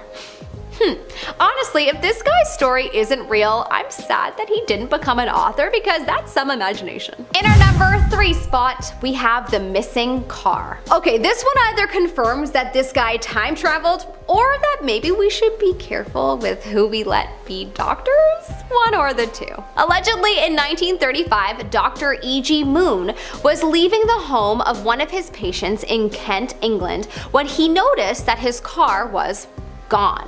Also, the driveway was a lot rougher than he remembered. All of a sudden, he saw a man wearing several capes, a top hat, and had a large weapon with him. The man seemed to look like he was perhaps from the 19th century. He turned to go back inside the house when he looked back and he noticed that the pavement was normal again and his car was back in the place he had left it. Coming up at our number 2 spot, we have the bookshop. Apparently in 1996, a police officer and his wife were in Liverpool, England shopping. The police officer's wife went into a bookshop and he decided to go to another store to get a CD. As he began walking to the bookstore, suddenly he noticed that everything became quiet. And then everything around him looked like it was from the 1950s. He was suddenly standing in the middle of the street and a van honked and swerved around him. He tried to walk back to the bookshop, but it wasn't there. In its place was a woman's store by the name of Cripps. He decided to go inside, but as soon as he did, he was in 1996 again. He later found out that Cripps did exist but closed in the 50s. Cool! This one has me a believer. What about you? In our number 1 spot, of course, we have the man from Torrid. Yeah, this story is one of my faves, so I had to make it first. This is another story about a man who is from a place that doesn't seem to exist in our dimension. In 1954, there was a man who was stopped at customs in Tokyo, Japan, as he declared that he was from a country that doesn't exist. He showed his passport and stamps to prove that he was indeed from a country called Torrid, and it was located between Spain and France. They asked him if he meant Andorra. He got, angry and said, yes, the location was right, but Torrid had existed for at least 1,000 years. He had never heard of Andorra before. He was then put up in a hotel room for the night while the police investigated further. His room was being heavily guarded, and that is why it was a complete shock to find that by the next morning, he had vanished. Dun dun dun. Starting off this countdown, we have the photographic evidence. A couple of years ago, a man named Edward came forward claiming that he was a time traveler from the year 5000.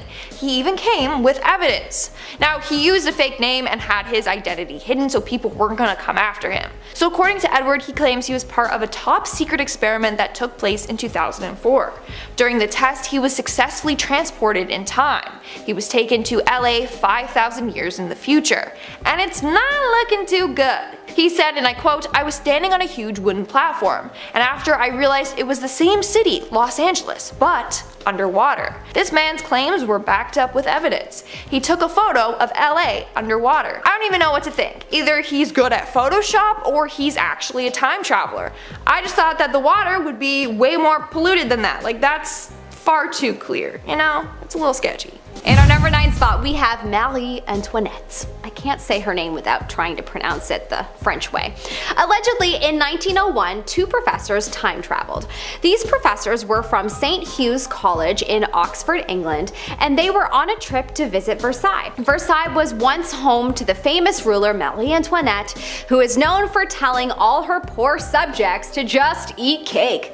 Let them eat cake, she said. Anyways, the professors Anne Moberly and Eleanor Jourdain were walking around the palace when the most unusual thing happened. They were suddenly inches away from Marie Antoinette. Dumbfounded as Marie was beheaded in the 1700s, it's pretty safe to say they did not expect to see Marie and all the other people who were in 1700s clothing who just appeared out of nowhere. Apparently, they all disappeared when a tour guide approached the professors. The 2 women were highly respected, and no one believes that they would make up a story like that. So I guess we must conclude that they were telling the truth. Pretty cool. Moving on at number 8, we have the TikTok time traveler. Now, I talked about this case briefly before, and I'm throwing it on today's list because it's the most recent case of time travel. Basically, a guy named Javier claims that he is a time traveler who is now stuck in the year 2027. The scariest part is that the entire human race is wiped out by then.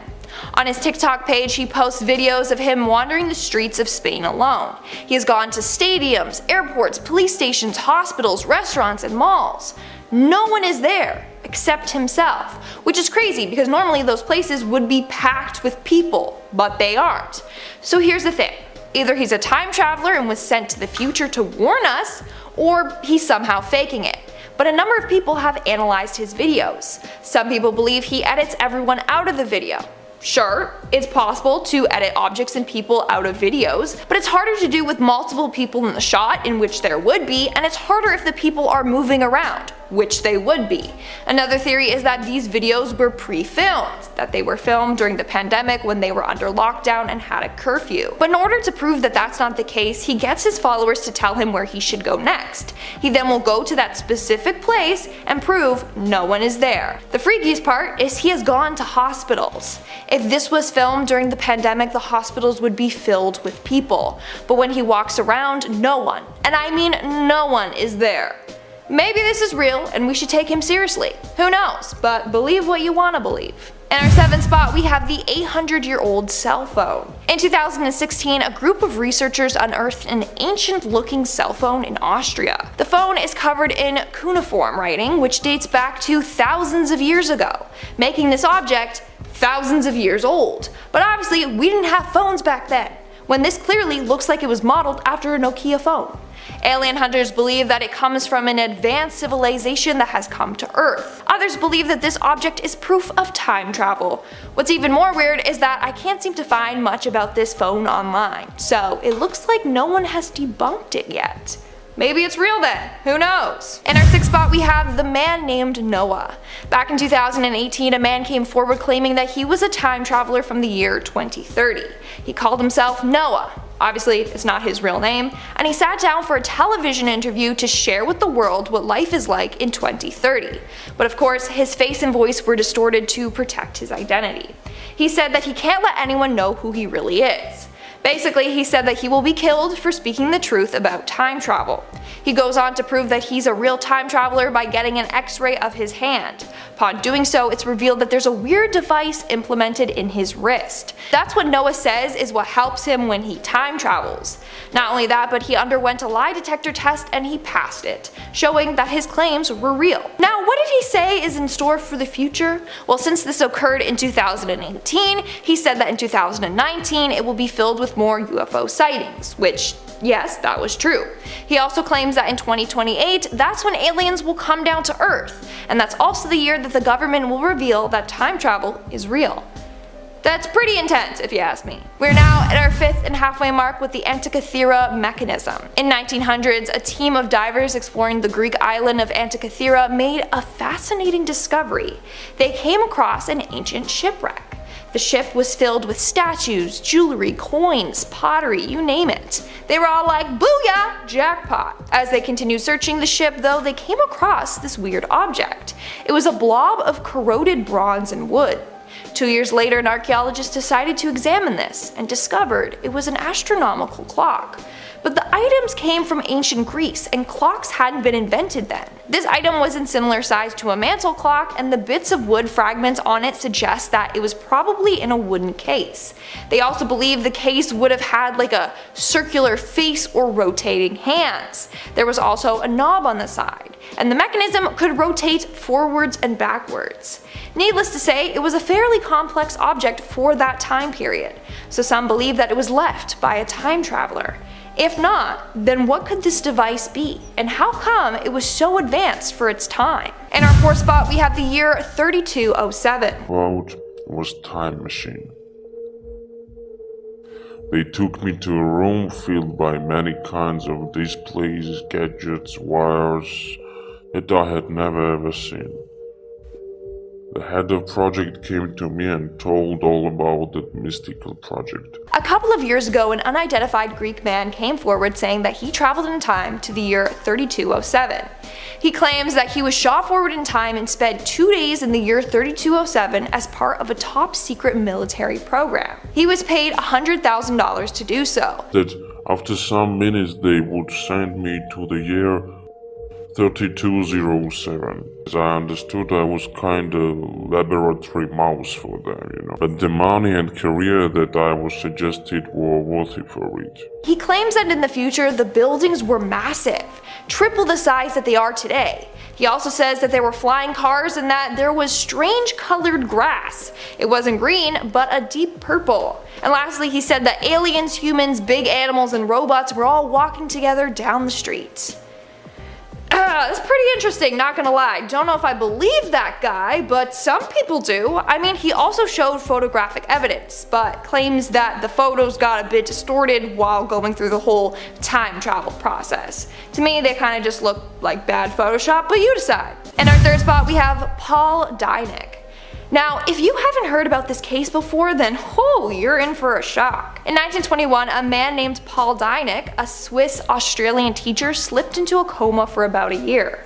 For that year, he claimed that he went to the year 3096, where he switched consciousness with a man named Andrew Northman. 1 minute he was in a coma, next he's inside Andrew's body speaking a foreign language. For that year, he was living as Andrew. Paul was so scared to tell anyone of this experience, so he just wrote it in his diary and kept it a secret. However, just before he passed away, he gave his diary to one of his students to translate, and that's when it was revealed that he had somehow time traveled to the future. It's pretty insane. Could he be telling the truth, or was it all just a coma dream? In our 2nd spot, we have the time-traveling murderer. Okay, this next story is going to leave you baffled. Back in 2014, a woman was found dead in London. It was clearly a murder. Thankfully, her attacker's DNA was found all over her body. Upon doing a forensics test, they got a match. But here's the thing, the supposed attacker was found dead a full 3 weeks before her victim. So how is it possible for her to kill someone when she had already died? So people think that the killer was a time traveler, and that days before her own death, she went a couple weeks into the future to kill this woman. I don't even know, it's just an insane case if you ask me. And in our number 1 spot today, we had the London Hammer. Back in 1936 Texas, a man named Max Hahn and his wife were out for a walk when they stumbled upon this odd rock with a tool sticking directly out of it. This is what is now called the London Hammer, or the London Artifact. It was discovered to be part of a hammer that was trapped inside a rock that dates back to being over 400 million years old. Clearly back then they did not have hammers, so how the heck did a modern day human-made tool date back to a time where humans weren't even around?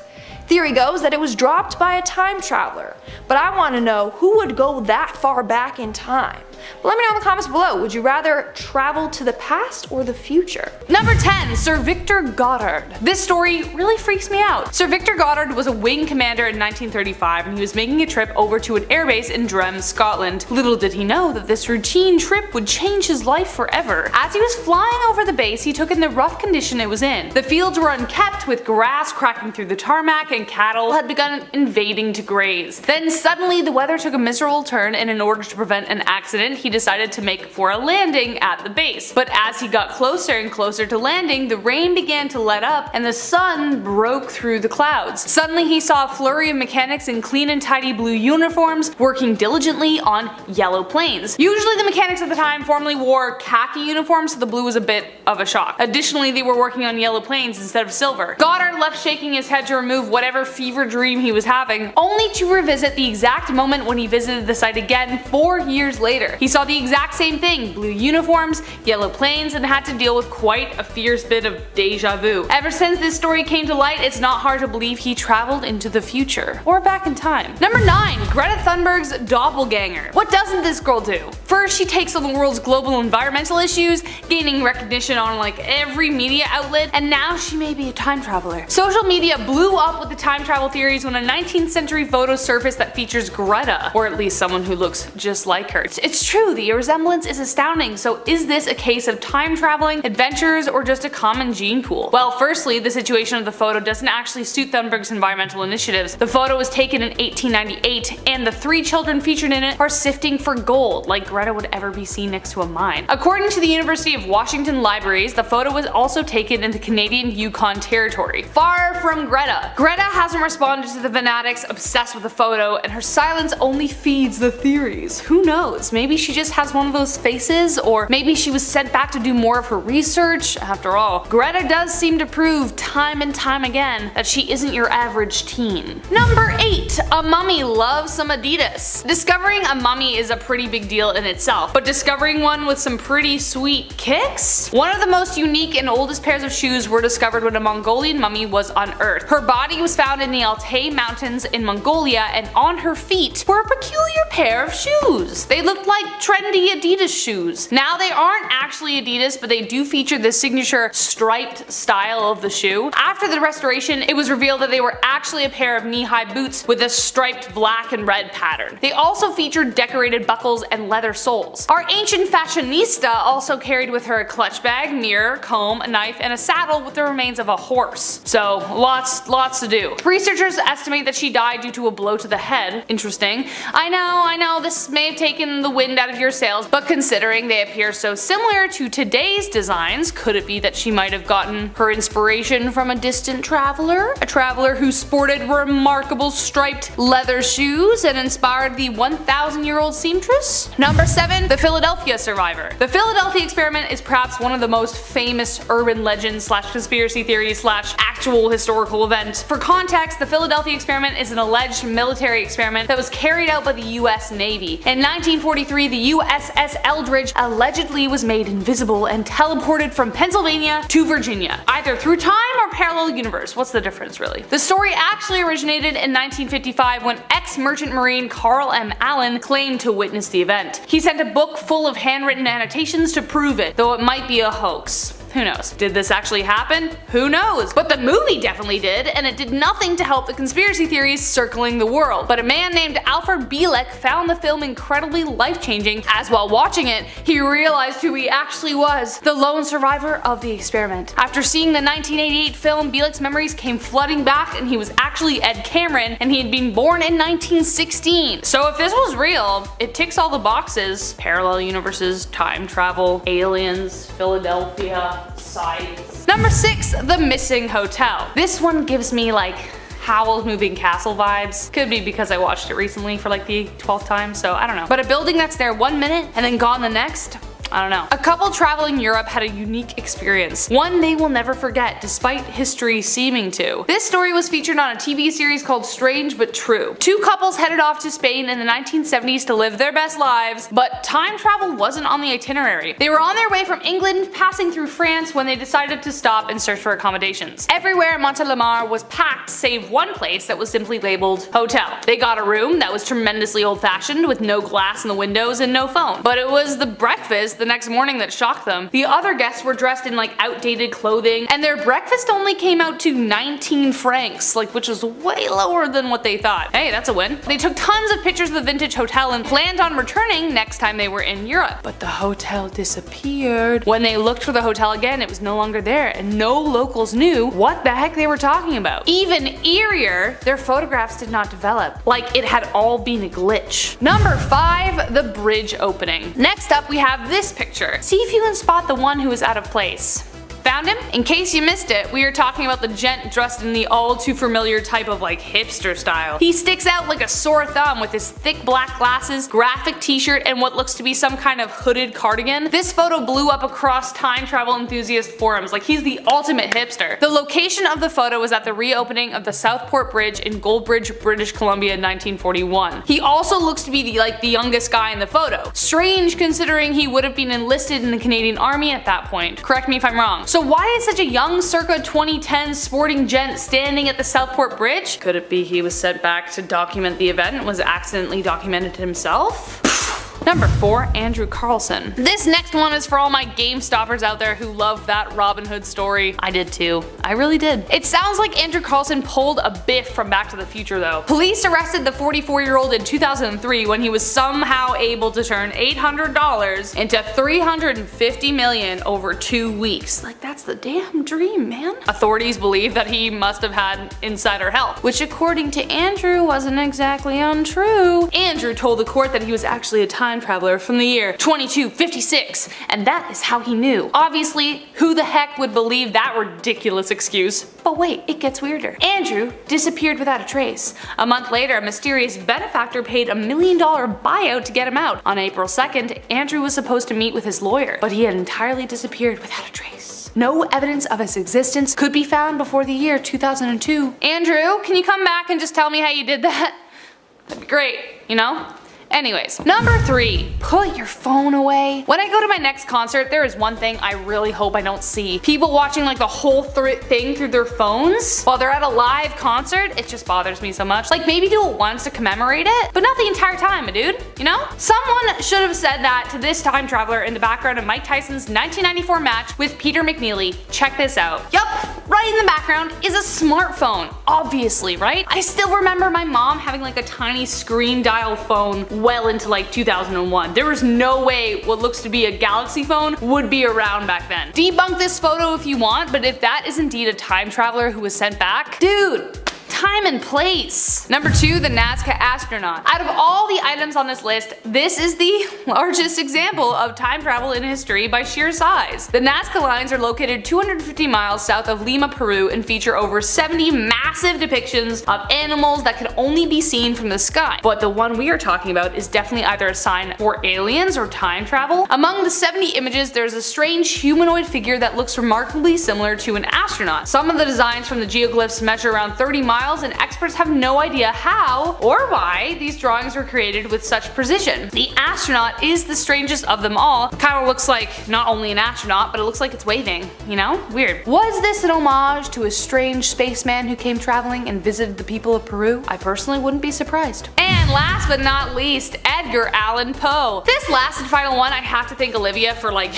helping me dive down this rabbit hole because it really is convincing. I'm fully on board. So is she. So here we go. Edgar Allan Poe has to have been a time traveler, or maybe he still is. Either way, he must have had some sixth sense. Okay, so first off, he predicted the future. 46 years after Edgar published his first novel called The Narrative of Arthur Gordon Pym of Nantucket in 1838, something weird happened. At one point in the book, their ship, Grampus, became stranded without food or water after a mutiny and must resort to desperate measures. The crew draws straws to see who would be sacrificed for sustenance. A boy named Richard Parker lost the deal. 46 years later, in 1884, the exact thing happens with the exception that the boat was a sinking yacht. 4 men were set adrift and forced to do the same thing, and guess the name of the boy who died! Richard Parker.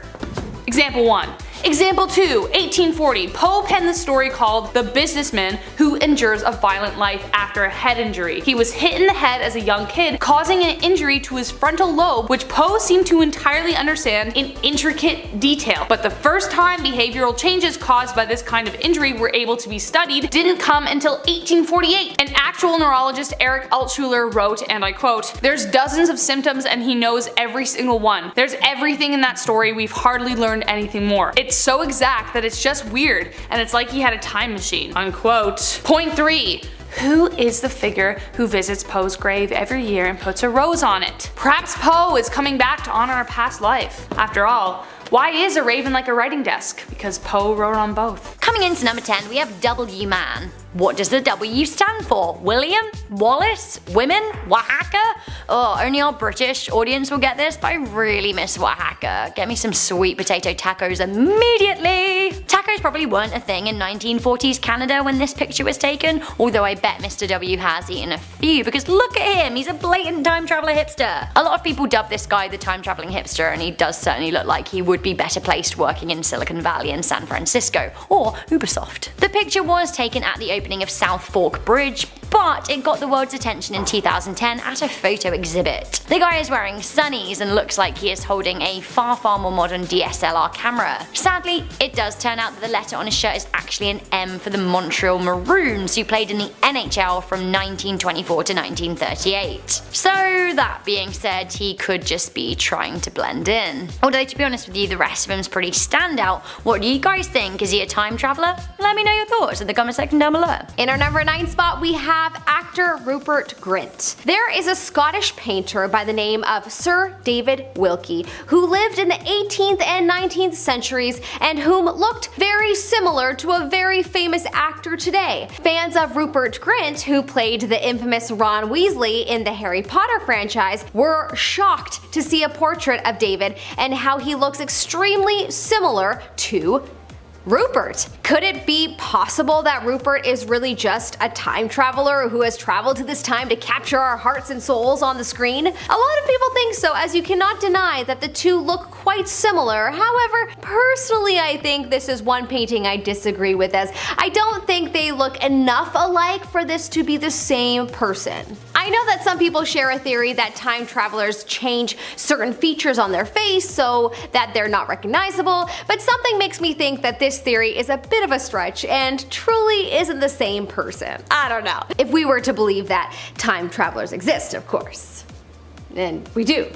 In our number 8 spot, we have Keanu Reeves. Okay, if I could get on board with any celebrity being a time traveler, it would definitely be Keanu Reeves, because he is just magical. Do you agree? There's something about him that seemingly makes him likable to literally everyone on the planet. I truly wonder if there's anyone who dislikes him. So he is either magical or a time traveler, but that would also make him magical, so he's probably both.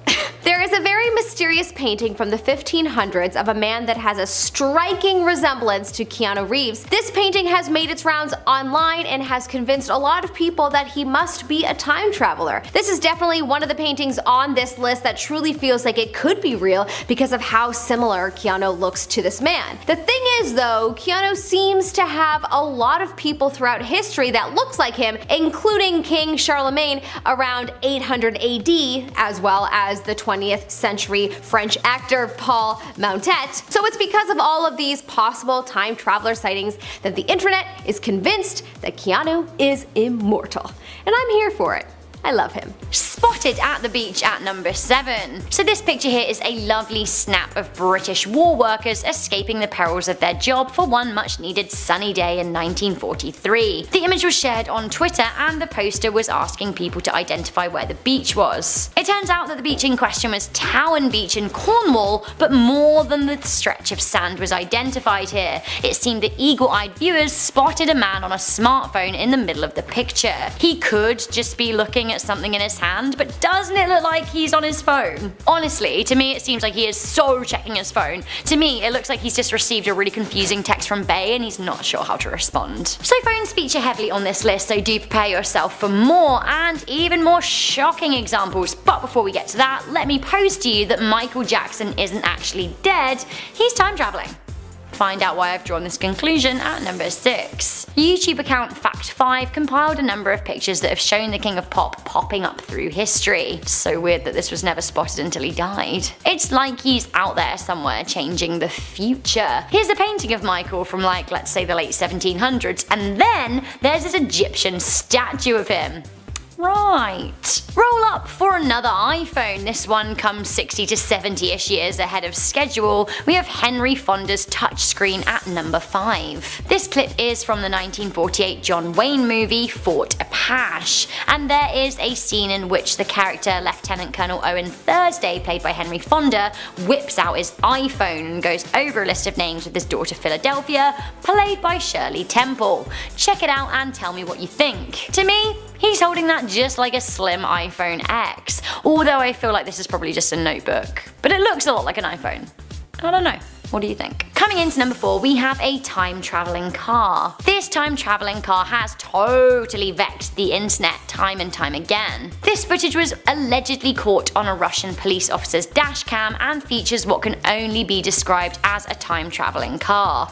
Is that the DeLorean? The footage starts as the car is turning left. We can see the traffic at a standstill, and then on the right, all of a sudden a car comes from nowhere. Like, seriously, nowhere. It's definitely the Doctor and Marty McFly. Oh, actually, let me slow this down for you and you can watch again because this is so crazy. Like, where did it come from? Time traveling! Uploaded by Rose Adams on YouTube, this video has been watched over 1 million times, and by the looks of the comments, a lot of people are just as confused as me. Okay, the teleporting or time traveling car did have me pretty convinced, although I am less sure about this one. At number 3, we have a time traveling hero. So this video was uploaded in September 2012 and has been watched a staggering 11 million times. In it, we see a super fast time traveling superhero come out of nowhere and rescue a guy on a motorbike who looks like he was about to be killed by an oncoming truck. Time traveler, teleporter, basically the same thing, right? Well, it turns out that actually this is a hoax, a viral marketing campaign for a Chinese game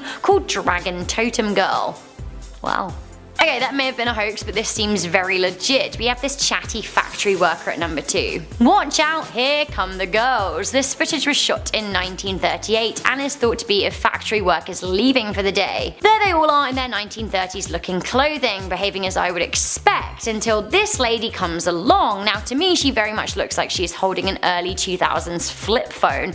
I remember those. So good. Something really satisfactory about flipping a phone. Seriously though, look at her. What else could she be doing? She seems to be engaging with the phone as if she's talking to someone, and she's smiling but not at the woman next to her. According to a video that Danny made earlier about time travelers, in 2013 a woman came forward in the comments section of the video to say that she was the great granddaughter of this woman. She says her name was Gertrude. She said that Gertrude was actually part of a science and tech experiment to test a wireless phone, although, like, really, there isn't that much scientific evidence to back that up at all. And since then the comments section has been axed. What does this mean? Finally, coming into number 1, we have something strange happening in the background of a 1995 Mike Tyson fight.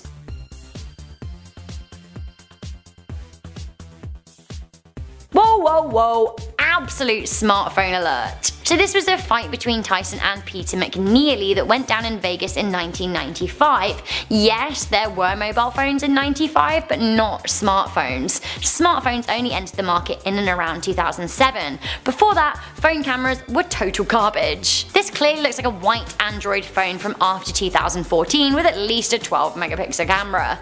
We could only dream of 12 megapixels in the 90s. This footage is legit, and knowing our generation who can't be separated from their phones, if they were to time travel back to see a Mike Tyson fight, many people would be tempted to whip out their phones even if their time traveling was supposed to be a secret. Well, honestly, we caught you, mate. Starting off this countdown, we have the Adidas shoes. Now, this is a famous case of supposed time travel. A couple of years ago, an ancient mummy was unearthed in Mongolia. Nothing was too off about the mummy, besides the fact that she wore shoes that looked like Adidas trainers. The shoes had red and black stripes on it. I personally don't see the resemblance with the shoes, but others are convinced that this body belongs to a time traveler. Upon analyzing the body further, they found that it belonged to a woman who died from a blow to the head. It's theorized that this woman may have indeed have been a time traveler and was killed after her identity was leaked. What else could explain the fact that this woman was found wearing Adidas? Just a little tip, if you're going time traveling,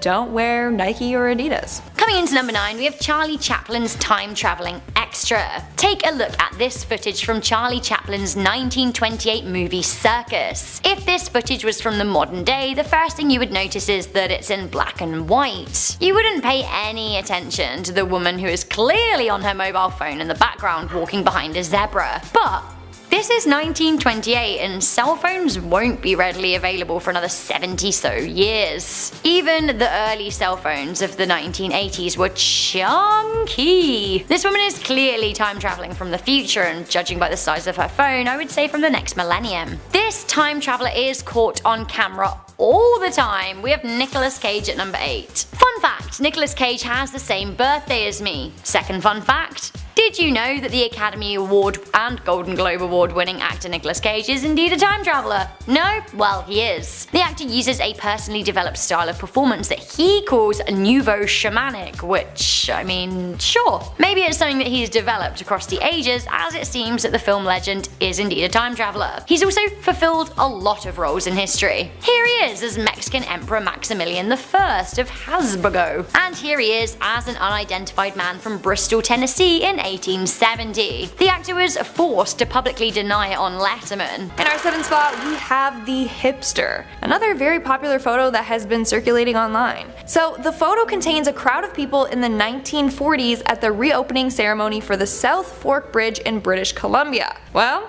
in this photo, everyone seems to be dressed up besides the man on the right hand side of the photo. Everyone else is in suits and top hats, and this tall man seems to be very out of place dressed like a hipster, hence why he was given that name. He can be seen sporting funky sunglasses, a graphic t-shirt, and of course is carrying a camera. Now, some believe that he is indeed a time traveler, whereas others have tried to debunk it. They claim that all the items he is seen wearing were available back in 1941 when the photo was taken. Either way, he looks pretty out of place. In our 6th spot, we have Greta Thunberg. I'm sure all of you have heard about Greta Thunberg, the young Swedish activist who is spreading the word about climate change. Well, there's a theory out there that Greta is actually a time traveler. This theory came to life after a photo of 3 children was uploaded to the internet. These children appeared to be at a gold mine on Dominion Creek in the Yukon. However, the one girl looks identical to Greta and is even wearing the same braided hairstyle. As a result, people believe that Greta is a time traveler sent from the future to save humanity before we completely destroy it. And then apparently she traveled back to 1898 to the Yukon before coming to the present moment. We are now at our 5th and halfway mark with the fence legend. So this one is more of a legend, but either way it makes for a good time traveling story. So legend goes that there was a 30-year-old man named Rudolph Fentz who was hit and injured by a New York taxi in the 1950s. His pockets contained a copper token for beer, a bill for the care of a horse, and a letter from 1876 among other unusual items. Turns out that this man was a person who disappeared in 1876 at the age of 29. Like I mentioned before, this is apparently a legend that originated from a 1951 short story book. But others believe that this is actually a cover-up, and that Rudolph Fentz was a real man who was a time traveler. Making our way down the list at number 4, we have the beach time traveler. What's something you would do if you could time travel? Maybe stop a tragedy from happening, save someone's life, or just chill at the beach getting some rays. Because that last one is exactly what this time traveler did. A photo from September 1943 apparently shows British factory workers enjoying their break on the beach during the midst of wartime. Everyone is seen wearing bathing suits that fit the era. But right in the middle of the photo is a man in a brown suit, who honestly looks like Mr. Bean. This dude is also checking something that looks like a phone. Some even say that he's checking his time travel device. People were really weirded out about this man because he sticks out like a sore thumb. As a result, he has been deemed a time traveler. Coming in our third spot, we have the film extra. In this next situation, a woman time traveled to be an extra in a Charlie Chaplin film. Or so it appears that way. In the 1928 film, a woman who appears to be taking a phone call can be seen crossing the screen. The video was in the behind the scenes footage from Chaplin's film, The Circus. The woman is in a long black coat and is holding something to her ear, which she is speaking into. Of course, in 1928 there were no cell phones, so how is this possible? 2 words: time travel. However, others believe that she is simply holding a hearing device to her ear, or that she's holding up her hand to shield her eyes from the sun. But that still doesn't explain why she appears to be talking to herself and holding the black rectangular object like a cell phone. Let me know in the comments below what you think about this one. In our second spot, we have the Canadian man. Now, this photo is pretty odd. The photo is over 100 years old and shows a bunch of dressed up Canadians chilling on a hill. Another Canadian time traveler. At first glance, everything appears to be normal, until you take a closer look. On the left side of the photo, there's a man on the hill that seems out of place. I mean, the men are dressed up in top hats and suits, and he's just chilling there in a t-shirt and shorts. In fact, the 2 men beside him are giving him a look like, who's this guy? As a result, people have referred to him as the surfing time traveler. Like seriously, he seems so out of place. But also, why would you choose that as your time traveling outfit? Like I'd pick something cool, like a leather jacket, you know, look all cool and edgy. And in our number 1 spot, we have the cell phone. Another time traveler caught using a cell phone. So if you're gonna go back in time, don't bring your phone. A film from 1938 shows a woman talking on a device that looks just like a cell phone. Again, how is that possible when the first mobile phone wasn't available to buy until around the 80s? After this video made headlines, a YouTube user came forward claiming that the lady in the video was her great-grandmother. She apparently asked her grandmother, whose name is Gertrude Smith, about the video, and she said that she really was using a cell phone. Apparently, the phones were a prototype developed by a communications factory in Massachusetts. Gertrude and 5 other women were given the phones to test out for a week. But it's still hard to believe that this company was way ahead of the times. When mobile phones were ready, they were big, not the small ones that fit comfortably in your hand as seen in the video. So it really does make us wonder, what's real and what's not?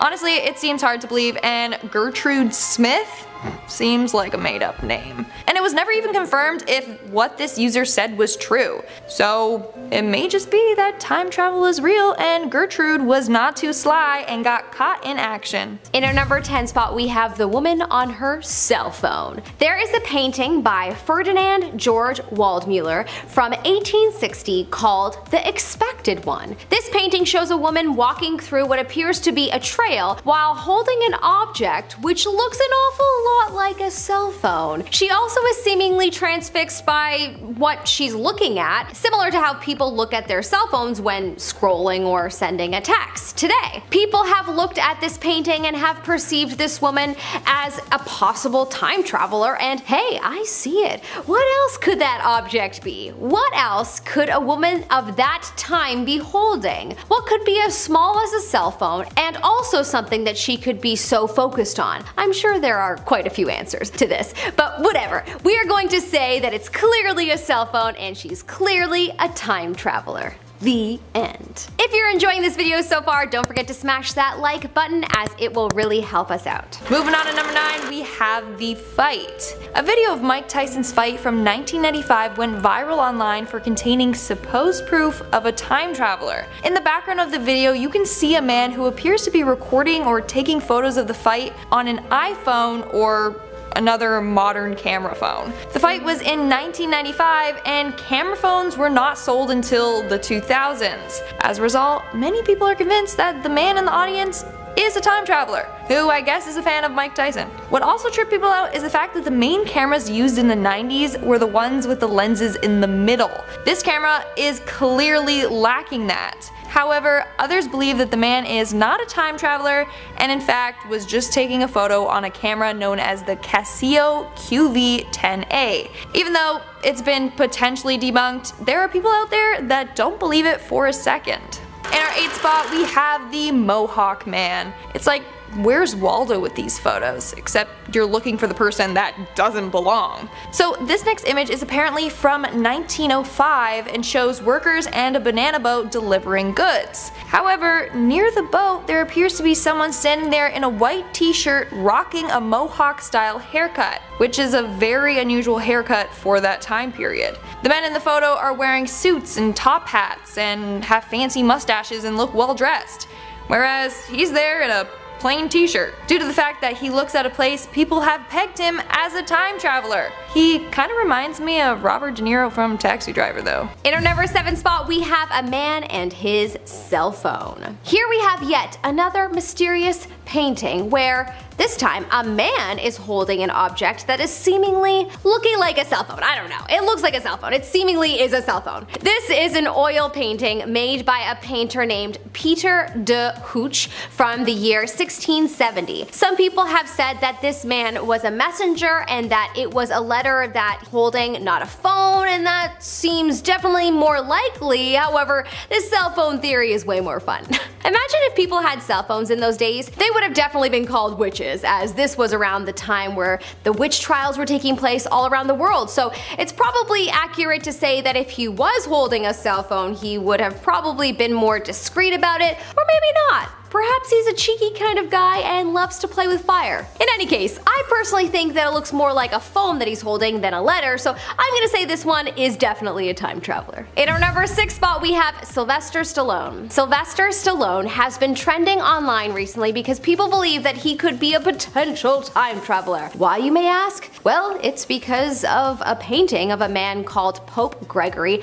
IX approving the Vatican decretals. You have to admit, this guy looks like he is Sylvester Stallone. The resemblance is uncanny. If this is not Sylvester, then it has to be someone directly related to him by blood, right? That is the only conclusion. Okay, but in all seriousness, if this guy is not related to him and this is not him, then this is a very good example of how it is possible to have a twin somewhere else in the world. Possibly on a different time frame, but it is still possible that someone else could exist in the history of the world that looks just like you.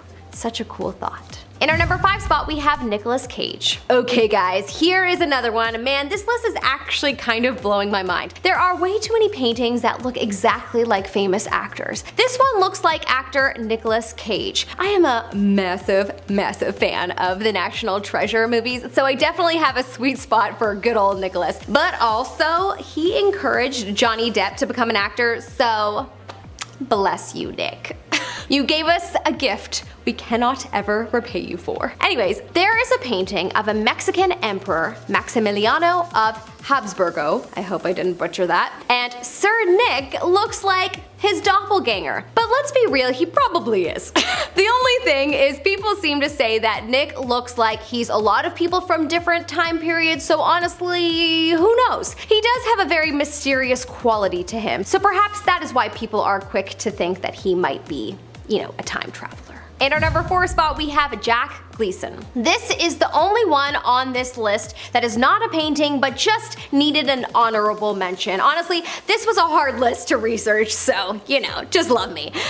Jack Gleason, one of the stars of Game of Thrones that played the infamous Joffrey, looks surprisingly a lot like a statue of the Roman Emperor Caligula. Almost identical. If you have watched Game of Thrones, then you would know that his character is the king for a while, and what a terrible king he was. Perhaps he had some practice from once being a Roman emperor. Some say yes. This statue is too much like him that he must be a time traveler. Either that or he's immortal and he's been alive since this time. In our number 3 spot we have Michael Jackson. This is a really interesting one. People think that it's possible that Michael Jackson was a time traveler. Okay, if Michael Jackson was a time traveler, then maybe he isn't actually dead and he just traveled to another time. Michael is known for being someone who loved art, so it's possible that he even styled one of his looks based off of a painting that weirdly looks like him, but truly it is rather strange that this painting really looks like him. Perhaps he actually traveled back in time in a time machine and someone painted him and that is how this painting exists? Ooh, what if instead of being dead, he's trapped in the painting? Like what happens in the movie The Witches, based on Roald Dahl's book. It's fun to imagine scenarios like this. Anyways, there's no denying the resemblance and the similarities in their fashion choices. Pretty strange. In our number 2 spot, we have Peter Dinklage. If you do not know who Peter Dinklage is, then I can only assume that you haven't viewed one of the greatest television series of all time, Game of Thrones.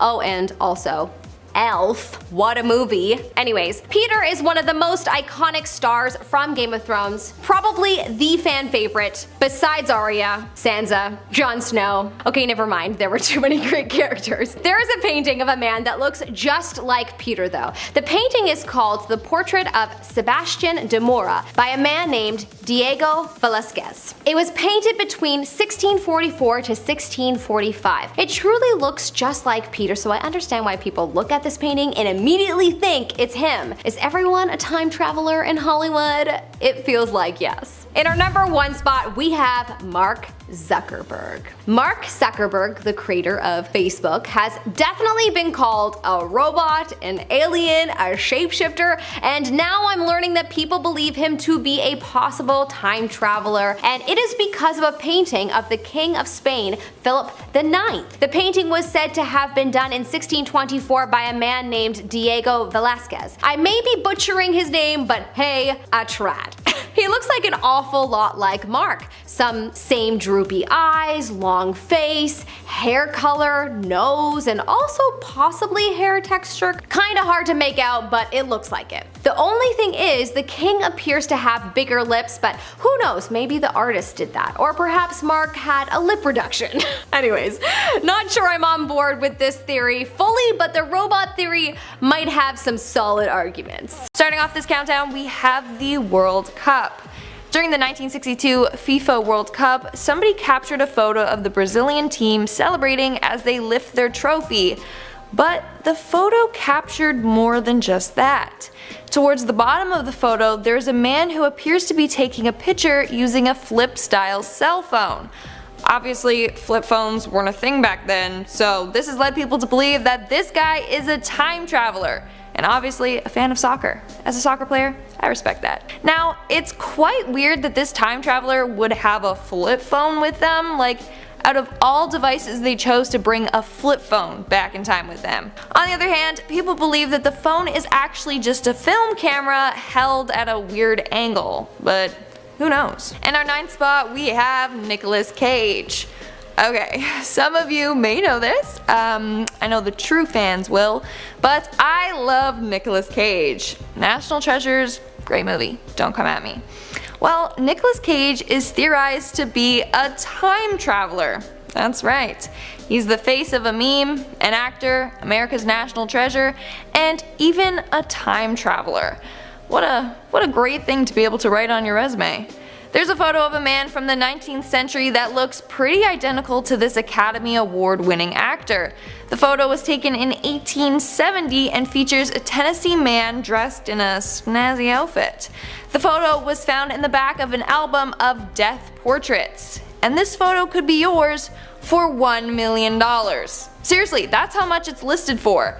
But anyways, this photo might just prove that Nick Cage is a time traveler. In our 8th spot, we have the brass bell. In 1944, a 10-year-old boy by the name of Newton Anderson was shoveling coal into his furnace at his home when a piece of coal was dropped and broke in half. Inside the coal revealed a mysterious bell. Keep in mind that the coal was found to be 300 million years old. Back then, the dominant life form on Earth were insects.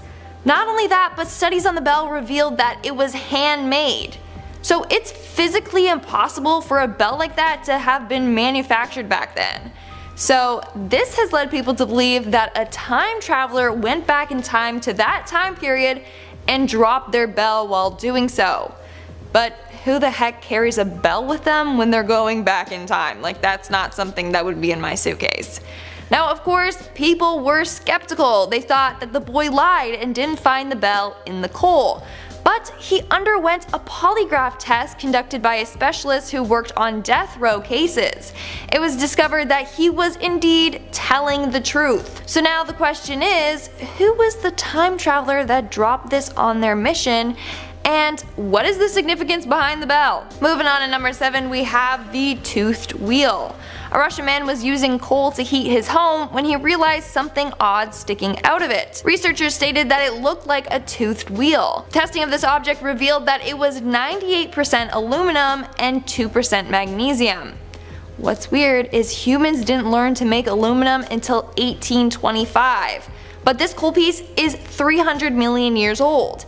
And the tooth object appears to be artificially made. Again, how did a man-made object find its way in a 300 million year old piece of coal? Not only that, but the object resembles parts that are used in things like microscopes or electronic devices. Or maybe time machines. It could be that a time traveler went back to that time period and then a piece broke off of his time traveling device or something. In our 6th spot, we have the skater boy. Skateboarding was an activity that became increasingly popular during the mid-70s. But here's the thing. There's a photo of a well-dressed man boarding through New York's Central Park.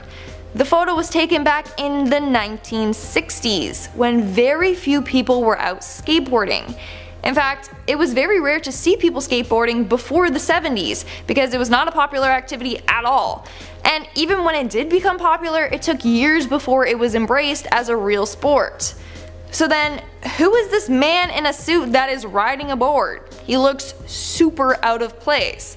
This has led people to believe that he is a time traveler from the future that clearly likes skateboarding as his method of transportation. We are now at our 5th and halfway mark with John Titor. John Titor is a supposed time traveler from the year 2036 on a military mission.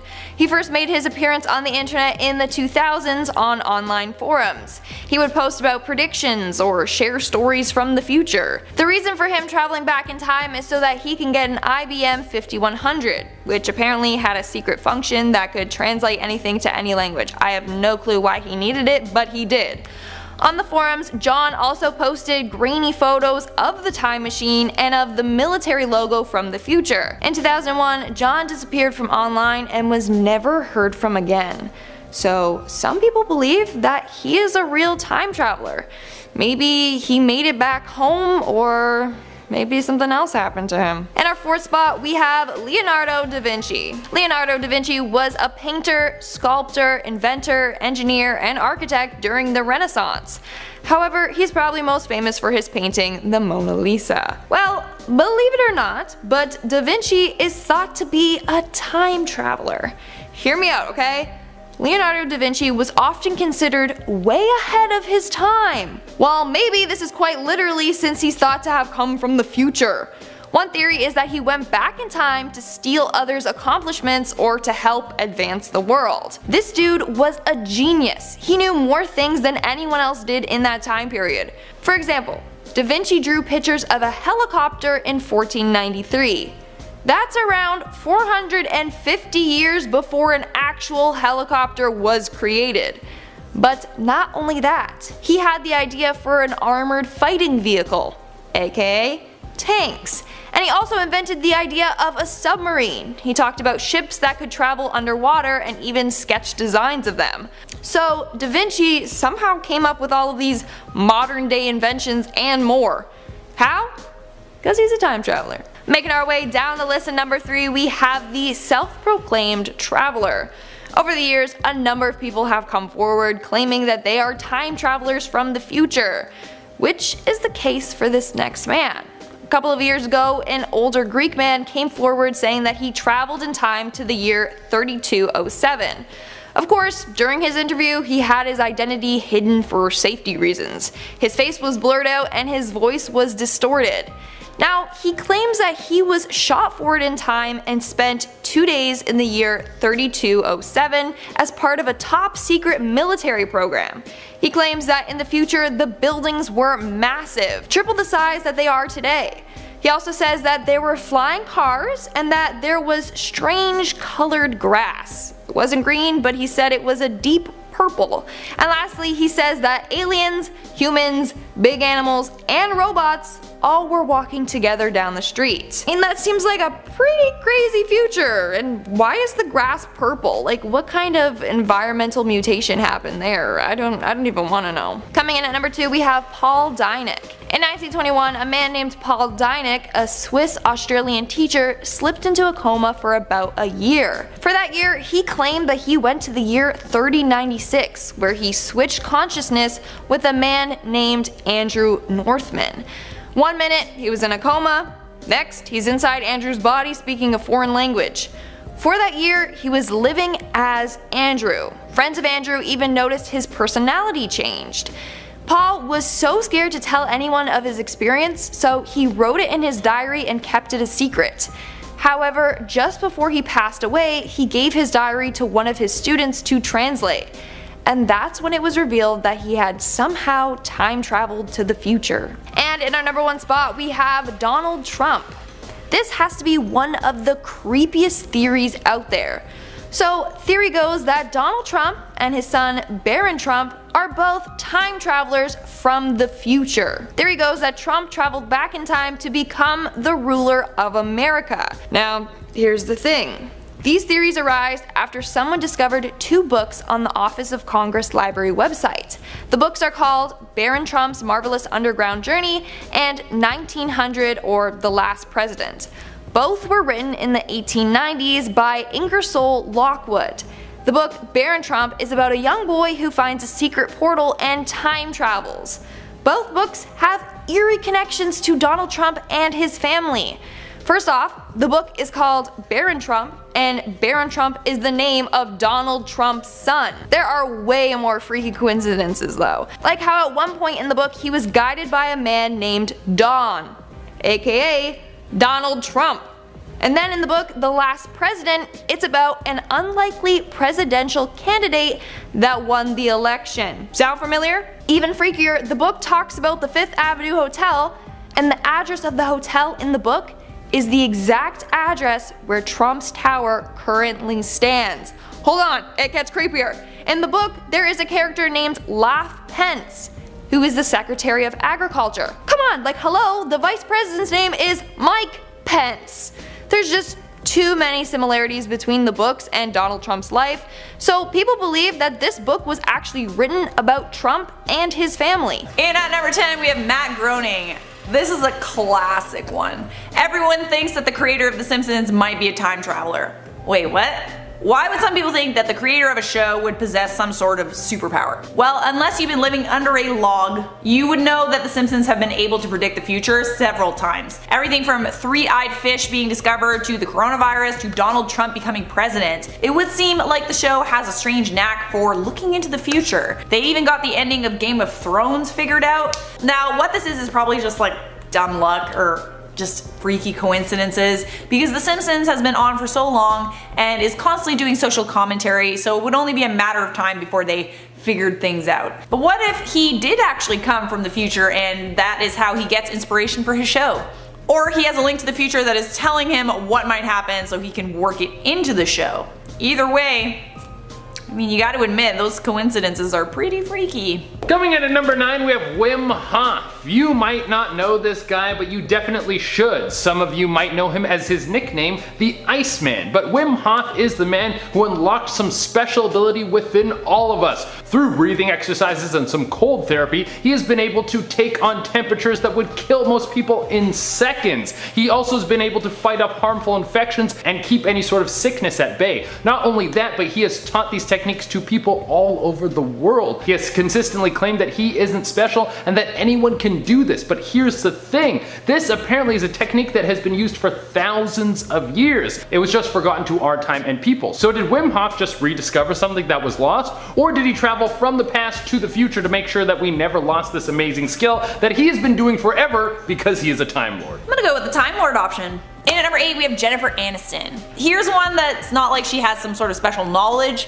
but let's just get real for a second. If you take a picture of Jennifer Aniston when she's 19 and a picture of her when she's 50, it looks pretty much the same. Either this lady is a Time Lord that has the ability to stop her cells from aging because she can bend space and time around herself and become forever young, or she has more money than God and she's spending it on keeping her body young forever. Honestly, it's for sure the second one, because she was on one of the most successful sitcoms of all time and then became one of the biggest stars in the whole world, so she for sure has the money to spend on staying fit and young. Also, not worrying about money is great for your stress, which would help you not look old. But it's more fun to speculate that she's come from the future or past or both, I guess. Coming in at number 7, we have Taylor Swift. People love to gossip about Miss Swift. I mean, she kind of deserves it because it seems like she's a massive liar and is super snaky when no one's looking, but at the same time, we shouldn't give that much attention to pop stars because there are way more important things to pay attention to. But one of the things that people got on Miss Swift about was the speculation that she was a time traveler. A lot of people think that she's actually Xena Lavey, who was a somewhat famous Satanist from the past who looks just like Taylor Swift. People say that she wasn't getting much traction as a Satanist back in the 80s, so she found a way to travel through time, make herself look younger, and then become a massive celebrity with her Time Lord abilities, and now with her position of power, she's going to take over the world with Satanism. Alright, sliding into number 6 here, we have Will Smith. Back on the point about someone looking young forever, we have Will Smith, who has been gliding through life as one of the most successful stars who's ever lived, but at the same time, it's been a hot minute since this guy's had a hit movie. How can you be rich and famous for so long without making a solid movie in over a decade? Well, that could be because he has been able to work his way through Hollywood and into the ranks of the elite by becoming a Time Lord and selling knowledge of the future. This has to be the answer, obviously. It's not because he's a crazy hard worker and is apparently one of the nicest people you'll ever meet and is extremely supportive of the people around him and is actually a good actor even though not all of his movies are bangers. No way, the answer has to be Time Lord, and it is for sure that he is confirmed Illuminati. Coming in at number 5, we have David Blaine. There is no way that you are standing on top of a pole for 3 days, getting locked in ice, and holding your breath until you break the breath hold record, and okay, the balloon thing was kinda lame, but all those other things were way cooler. But can we say that he has some ability to master his body and push himself to levels that no one has ever seen before? That he has gone out of his way to master sleight of hand and become one of the best magicians of all time? Or could we say that this dude is for sure a Time Lord who has been using his abilities to capture the minds of people around him and make us all think that he's some sort of weird dude? No way, man. The reason that he seems so strange is because he's from the year 3000 and he now has a watch that lets him blast back in time and pull off a bunch of crazy stunts. I'm just saying that when this dude dies, you're gonna want to check through all his pockets because he might have a device that can help you blast through time. At number 4 on this list, we have Joe Exotic. Just looking at the way this guy's dressing and his haircut, I would have to say that he's from a different time. Like, for sure. I mean, he is from Kansas. I've never been there, so is that just what everyone looks like in Kansas? I don't know. Let me know in the comments if that's the truth. It's probably not. Also, where is this dude getting all these tigers from, man? I would like to think that he's breeding them and selling them, but here's more than a logical idea. Wormhole. This guy has been pulling tigers from the past to the future through a wormhole, and he's actually doing this so tigers never go extinct, which is a very noble task, but he should change his wardrobe because it is too easy for people to tell that he is a time traveler when he looks like that. I don't think we have an Illuminati confirmation on him yet, but I am working on it. I've got all my best men on this case. Coming in at number 3, we have Bruce Lee. I mean, the man came out of nowhere. He was able to master kung fu and other martial arts. He showed the world how to do crazy things with your body and be a human weapon. His hands were registered as lethal weapons. He has one of the most badass quotes of all time. He became one of the biggest movie stars of all time. He changed a decade, was one of the healthiest people who ever lived, and then just died out of nowhere from taking some sort of weird medication. I mean, there is a ton of speculation as to what happened to Bruce Lee. We could spend hours just going through all the conspiracy theories. But how about this one? This dude was a Time Lord who just came back in time to shake things up, become famous, be cool, and then bounce out of nowhere to a different timeline where he could be a legend again. At number 2 on our list, I feel like I clap every time. Vladimir Putin. I mean, out of everyone on this list so far, this is probably the least shocking. As a kid, he apparently went to the KGB office and told them that he wanted to join, and they told him that no one does this, please leave. And then he spent his life becoming qualified until they accepted him, and then he became the supreme overlord of Russia. So yeah, this dude seems like he knows a thing or two about the future. Also, there's this picture. Is it a coincidence that all of the people lined up who look like Putin are in the army? I don't think so. This dude has been a Time Lord fighting in wars for centuries. Okay. And coming into the number 1 spot, we have Zendaya and Halle Berry. Time Lord works, man. They are in the present timeline so that you can't figure out who they are. But just look at a side-by-side picture of these two. Zendaya looks like she could be Halle Berry's daughter, and maybe there is a relation, but I'm gonna put on my speculation hat and we're going to say that they're the exact same person. One famous light-skinned black woman moves out of Hollywood and then the next one moves in. They are in a time loop as we speak, crossing over the younger version so we never suspect anything when Halle Berry passes, but she already sent the younger version of herself into the past so she never has to die, and when the older version dies, all of her thoughts will be transferred into the younger version. I mean, it's right in front of you guys. How can you not see this? Coming in at number 10, we have bubbles. A frozen bubble is quite the sight, and it can look eerily beautiful when they're discovered in large bodies of water. These bubbles were spotted in Canada's Abraham Lake in Alberta. At first, hikers on the frozen lake were totally baffled. It turns out that the bubbles are methane gas that were trapped as the lake froze over in winter. The problem is, come spring, these gases will emerge and the bubbles will go from being beautiful to deadly. Coming in at number 9, we have this pair of binoculars. This pair of slightly weather-worn binoculars were found after 86 years buried under ice. It's crazy how well preserved they are. All of the weather damage came from moments of thawing and then refreezing, but they still look so good. The binoculars were lost and found in the Swiss Alps along with the remains of 3 Swiss brothers who had been frozen while they were caught in a storm out on a hike. They were lost along with their equipment in a glacier for the best part of a century. A mysterious sight recently solved. At number 8, we have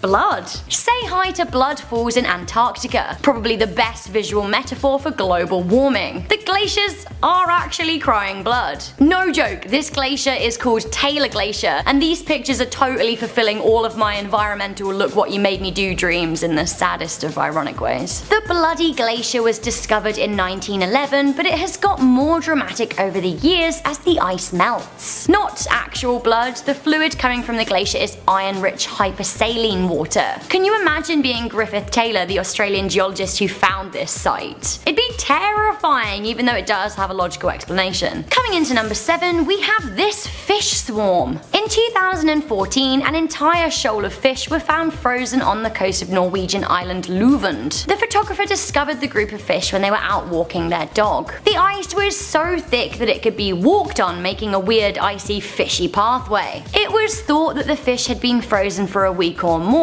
but how they managed to freeze this way is a bit of a mystery. Some are saying that they could have been on the run from a predator when chilling winds combined with low temperatures to create a really quick freeze. Either way, it's weird. Another frozen lake with an almost impossible sight at number 6, we have this totally translucent ice revealing a whole lake standing still in time. Frozen lakes are a common sight in cold countries, sure, but completely clear ice allowing you to walk on water / glimpse lake life totally stopped in time is actually a real rare mystery. What I mean is that ice will usually be kind of frosty, obviously no pun intended, but this is so clear it's like glass. The lake is in the Tatras Mountains in Slovakia, and it really makes you want to go. Okay, so as we are at the halfway point on our list, I thought we could have a little bit of fun for our number 5. Why? Because this story is so hilarious. We have a wedding ring found frozen in a curry.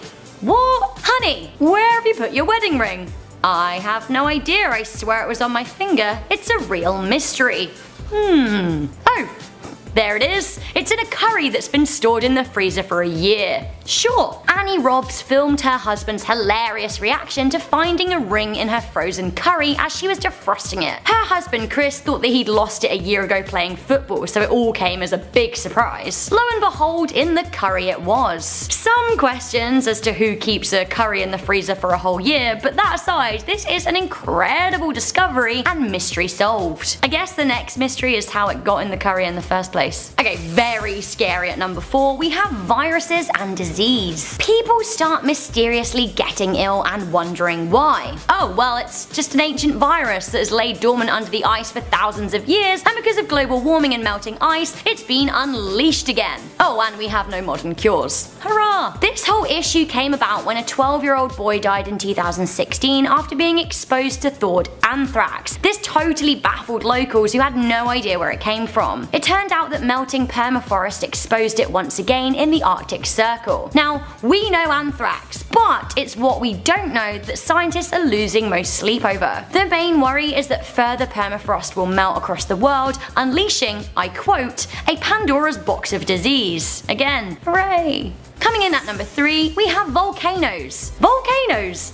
Under ice. How did they get there? In 2017, scientists identified over 90 previously undiscovered volcanoes under a huge sheet of ice covering West Antarctica. This is now thought to be one of the world's largest volcanic regions. With this discovery, it's clear that there is so much that we don't know about Earth before humans inhabited it. Coming into number 2 of our top 10 mysterious things found frozen in time, we have hidden treasure. That's my kind of mystery. Hello there, precious jewels. Where did you come from? A Mont Blanc climber found over $250,000 worth of jewels as he hiked on Europe's highest mountain. As he walked, he saw a metal box poking out of the ice. The box had "Made in India" engraved on it, and in the box he found emeralds, rubies, and sapphires. What a mystery! So it turns out that the box probably came from one of 2 Air India plane crashes that hit the mountain range in 1950 and 1966. Now these crashes killed over 100 people combined, so actually these are kind of sad jewels. Finally, at number 1, just taking a super quick flight of fancy, we have aliens, maybe.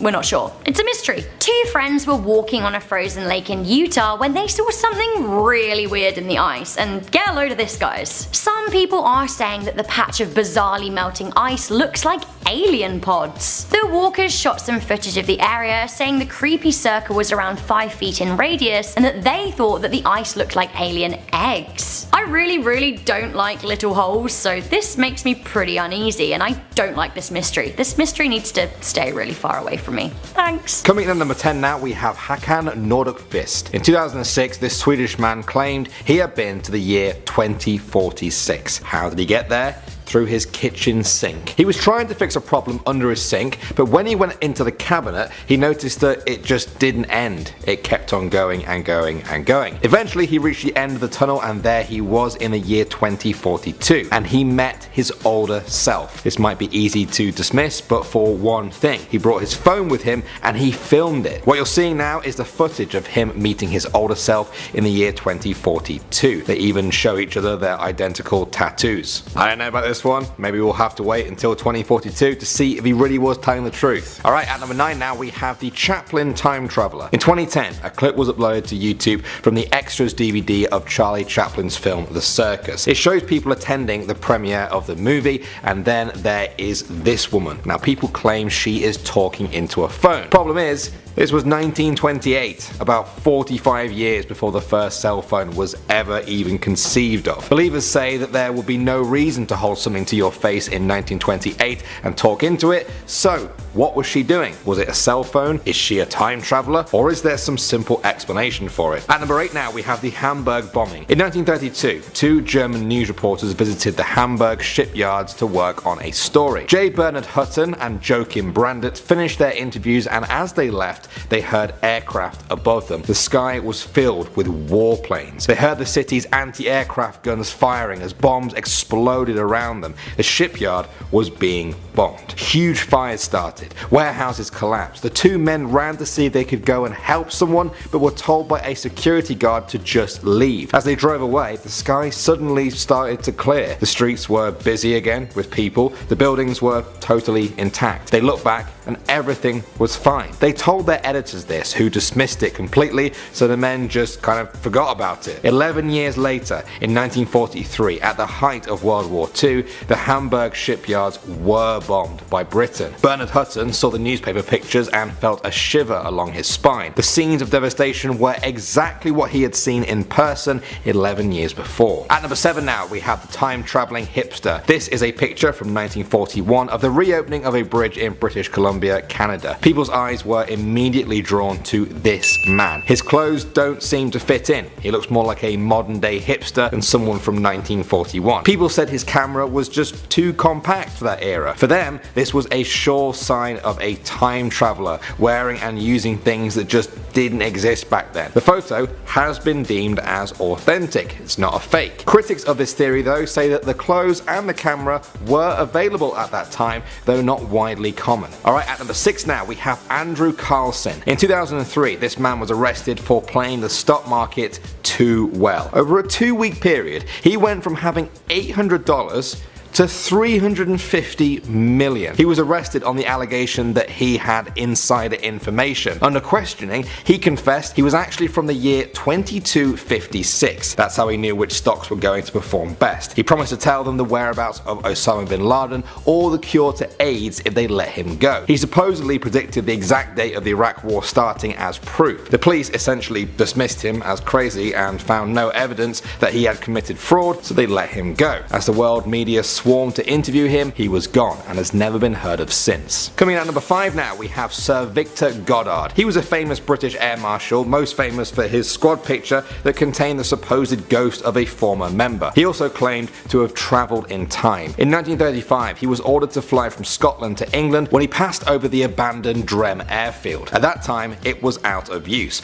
Plants had grown everywhere. There were even cows grazing on the runway. Suddenly, he ran into a strange storm. The clouds were yellow and Goddard became disorientated. He was just lost in the clouds and falling. Then the yellow clouds broke and he could see the airfield again. The storm vanished. Everything was clear. The airfield had changed. There were now mechanics there working on brand new planes. 3 of them he recognized, but the 4th was a monoplane that didn't even exist in 1935. The planes were all yellow and the mechanics were wearing blue overalls. He had never seen anything like it. Eventually though, after many years, the planes and the new uniforms did come to pass. Drem Airfield even came back into use, just like Goddard said. Was this all a lucky guess or a genuine time slip? At number 4 now, we have John Titor. In 2000, a person calling himself John Titor announced on an online forum that he was an American soldier from the year 2036. Now he said the government sent him back to 1976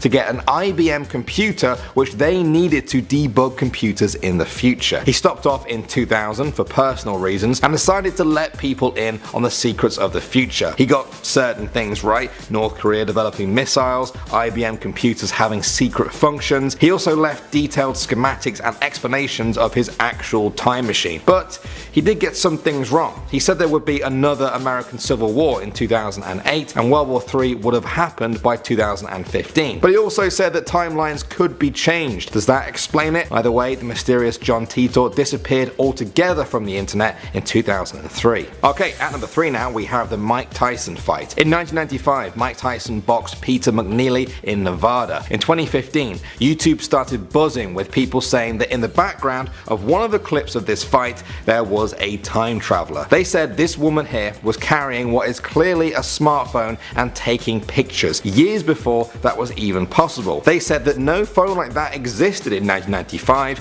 and that it even flash red like a smartphone. Other people countered by showing examples of cameras that did exist back then that kind of look similar. What do you guys think though? Is it too close to call, or is it proof of a time traveling boxing fan going back to watch their favorite match? Okay, at number 2 now we have the astronaut. The Catedral Nueva in Spain started being built in 1513. It's a grand old cathedral with a lot of nice stonework you'd expect from the Middle Ages, except for one bit of it. There, along one of the entrances, is a carving of an astronaut. What is an astronaut doing on a 16th century church? Well, this is where the explanations divide. The church itself and many other people there say that the astronaut was added as part of a 1992 restoration project. That makes sense, but others say that doesn't add up. They say that the astronaut was carved a lot earlier than that, and that the restoration work was actually to just repair the damaged astronaut. They say it was proof of a time traveling astronaut who left a little mark on the era he visited. And finally now, at number 1 we have Gertrude Jones. This is her in 1938 leaving the factory where she worked. Some people on YouTube were freaking out saying that she was talking into a phone decades before that was even possible. They said even the way she holds it is reminiscent of someone holding a smartphone with your thumb over the screen. However, in 2013 a woman came forward in the comment section of the video to say that she was the great granddaughter of Gertrude, who was actually part of a science experiment to test an early wireless phone. Some people say that's it, case closed, no more explanation is needed, but others say there are no records of these experiments that happened about 40 years before the first cell phone prototypes were even being made. Was Gertrude a time traveler? Was she also the person who commented on the YouTube video in an attempt to cover her tracks? What do you guys think of this one? Starting off this countdown, we have the man from 2236. So apparently there are a number of time travelers on TikTok. One of them being a person that goes by the username @RealTikTokTimeTraveler. And they have to be a real time traveler because they have real in their username. Anyways, they have a number of eerie predictions. One of them being that in September of 2022, a celebrity that is dead is going to come back to life.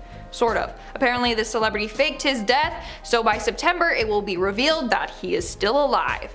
Now this got many people thinking. They think it could be anyone from Tupac to Michael Jackson, even XXXTentacion. I guess we'll just have to wait and see if this comes true. And if it is true, who do you think it is? In our 9th spot, we have the Omega variant. By now, we all want things to go back to normal, but it seems like we might never see normal again, especially since this next time traveler claims that by April 19th of this year, there will be a new strain, Strain Omega. Now, with how fast this virus is mutating, it's not hard to believe that soon another strain will rear its ugly head. But what is scary is that they said this strain will be 5 times worse than all other strains. So much for being hopeful. Time to lock myself in a room and never come out. Moving on to number 8, we have the aliens. Now, a number of time travelers claim that soon our world will be taken over by aliens. Let's take a look at TikToker Aesthetic Time Warper, for example. He has shared a number of videos saying that he is a time traveler from the year 2714. And last year he made a prediction that on September 11th of 2022, he says, and I quote, "An alien takes 4,000 skilled workers and children to the planet Proxima b as a result of another hostile species coming here." But that did not come true. Unless it did come true and we just didn't know that people went missing. Like the aliens wiped our memory of them or something, who knows. Moving on to number 7, we have the alien civilization. So the alien predictions don't stop there. A different self-proclaimed time traveler claims that by August of 2022, an alien civilization will be discovered on Earth. Apparently there is an underground alien race living on Earth, and in 4 months they are going to make themselves known to us. In fact, August 2nd is the exact date that they shared with the world. So, on August 2nd, get ready for alien life to be exposed once and for all. My only hope is that if this is real, that the aliens are chill. I mean, if they've been living underground for all this time, like, why haven't they made their presence known earlier? I'm a little scared to find out why. Coming in at number 6, we have the volcano eruption. So what I'm learning from this video is that 2022 is going to be one hell of a year, because not only are we encountering aliens, but we will be faced with a series of volcanic eruptions. Maybe the aliens are coming to our rescue. Now, good news. One of the time travelers said a volcano eruption would occur on March 15th, and that date has passed, and no volcano has erupted. Thank gosh. But they also said that one is going to occur on June 22nd, so hopefully they'll be wrong about that one as well. We're now at our 5th and halfway mark with the war. Another time traveler believes that in 2022 a war will break out between the US and North Korea. They said it would start on March 22nd, which thankfully it did not happen. So hopefully they were just full of crap and making all this stuff up. But I will say, this prediction conveniently released when North Korea was caught test firing a number of missiles. And then Kim Jong-un told military officials to be ready to mobilize troops, so help me. If there's a World War III, I'm done. I can't handle it. But like I said, this prediction was false as we are now in April, so hopefully it just never comes true. In our 4th spot, we have the sea levels rising. Global warming is a very serious issue. At this point, scientists have predicted that in a couple of years, major cities will be underwater. Well, a time traveler who goes by the name Edward claims that he got sent to the future. So according to Edward, he was part of a top secret experiment that took place in 2004. During the test, he was successfully transported in time. He was taken to LA 5,000 years in the future. And it's not looking too good. He said, and I quote, "I was standing on a huge wooden platform, and after I realized it was the same city, Los Angeles, but underwater." This man's claims were actually backed up with evidence, as he took a photo of LA underwater. Good thing he packed his underwater camera with him. I don't know. But the image is pretty blurry, but it appears to be an aerial view of LA underwater. At least we won't be around in 5,000 years. In our 3rd spot today, we have more aliens. So another self-proclaimed time traveler who goes by the name Noah also had a prediction about aliens. Noah claims that he is from the year 2030, and he got sent back in time to 2018. He then decided to share what life is like in 2030. And according to him, by 2030, the government will reveal that time travel is real, and we will encounter alien beings. Honestly, all these time travelers contradict themselves, so I doubt that this is real, okay? Again, unless these aliens are friendly. Like, if they're chill, then that's cool by me. In our 2nd spot, we have the massive sea creature. By now, you should realize just how massive and mysterious the ocean is. I mean, we've done a million videos on the ocean, but still, only 5% of the ocean has been discovered. In fact, scientists predict that there are anywhere from a few 100,000 to more than 10 million undiscovered sea creatures. But by September 17th, 2022, we could discover one of these creatures. This time traveler claims that on that date, the largest creature to date will be found in the ocean, the Kieran Cronan, which is a large sea creature in Scottish Gaelic folklore. This beast is so large that it once ate 7 whales in one go. It is over 4 times the size of a blue whale. And not only that, it can disguise itself as a smaller fish to fool fishermen. So they're like, oh yeah, look at the fish I caught, and then all of a sudden, this beast emerges and swallows the fisherman right up. So maybe everyone should avoid fishing in any large bodies of water on September 17th. And in our number 1 spot today, we have the human chimpanzee. For those of you that haven't heard, a number of scientists have been doing experiments on chimps to try and make a human-chimp hybrid, aka the humanzee. And maybe scientists have succeeded. On September 26 of 2021, a time traveler revealed that a chimp gained the power to talk as scientists successfully managed to mutate its vocal cords. The scariest part is that it said that the chimp had some mysterious things to say. But again, this time has come and gone, and I haven't heard anything about a talking chimp. So either it has happened and the government is just hiding it, or it's false news. But I will say, it won't surprise me if this prediction does come true in the future. Starting off this countdown, we have Andy and Daniel. Take a look at the people here and tell me that that is not Andy Samberg and Daniel Radcliffe. Don't see a resemblance? Well, take a look at them side by side. Bam! Someone discovered this photo. I'm assuming in like an old yearbook. I could be wrong, but then they uploaded it online. From there, thousands of people were liking and commenting on it, agreeing that they look an awful lot like those two actors. I mean, they're posing the exact same in everything. It's way too freaky. Like, did Harry Potter use a time turner to go back in time or what? Either that or those are the men's real fathers. I just can't stop staring at the photo, like it's too eerie. Coming in at number 9, we have Jimmy Fallon. Jimmy Fallon is a well-known comedian and talk show host. And now, apparently time traveler. Take a look at this photo. The man on the left is Marxist revolutionary leader Mahir Khayyam. Mahir passed away in 1972. When was Jimmy born? September 1974. Just 2 years later. So either reincarnation is real or he's a time traveler. Maybe Jimmy felt like he needed to go back in time and try and make a difference in society. Or that's just his long lost family member. Coming in at number 8, we have Leonardo da Vinci. Famous painter Leonardo da Vinci is also believed to be a time traveler. In fact, a lot of people have said that he was ahead of his time. Maybe quite literally. Maybe he came from the future, you know what I'm saying? One theory is that he went back in time to steal other people's accomplishments or to help advance the world. This dude was a genius. He knew more things than anyone else did in that time period. For example, Da Vinci drew pictures of a helicopter in 1493, okay? That's hundreds of years before an actual helicopter was created. But not only that, he had the idea for an armored fighting vehicle, aka tanks. And he also invented the idea of a submarine. He talked about ships that could travel underwater, and even sketched designs of them. So Da Vinci somehow came up with all these modern day inventions and more. How? Because he's a time traveler.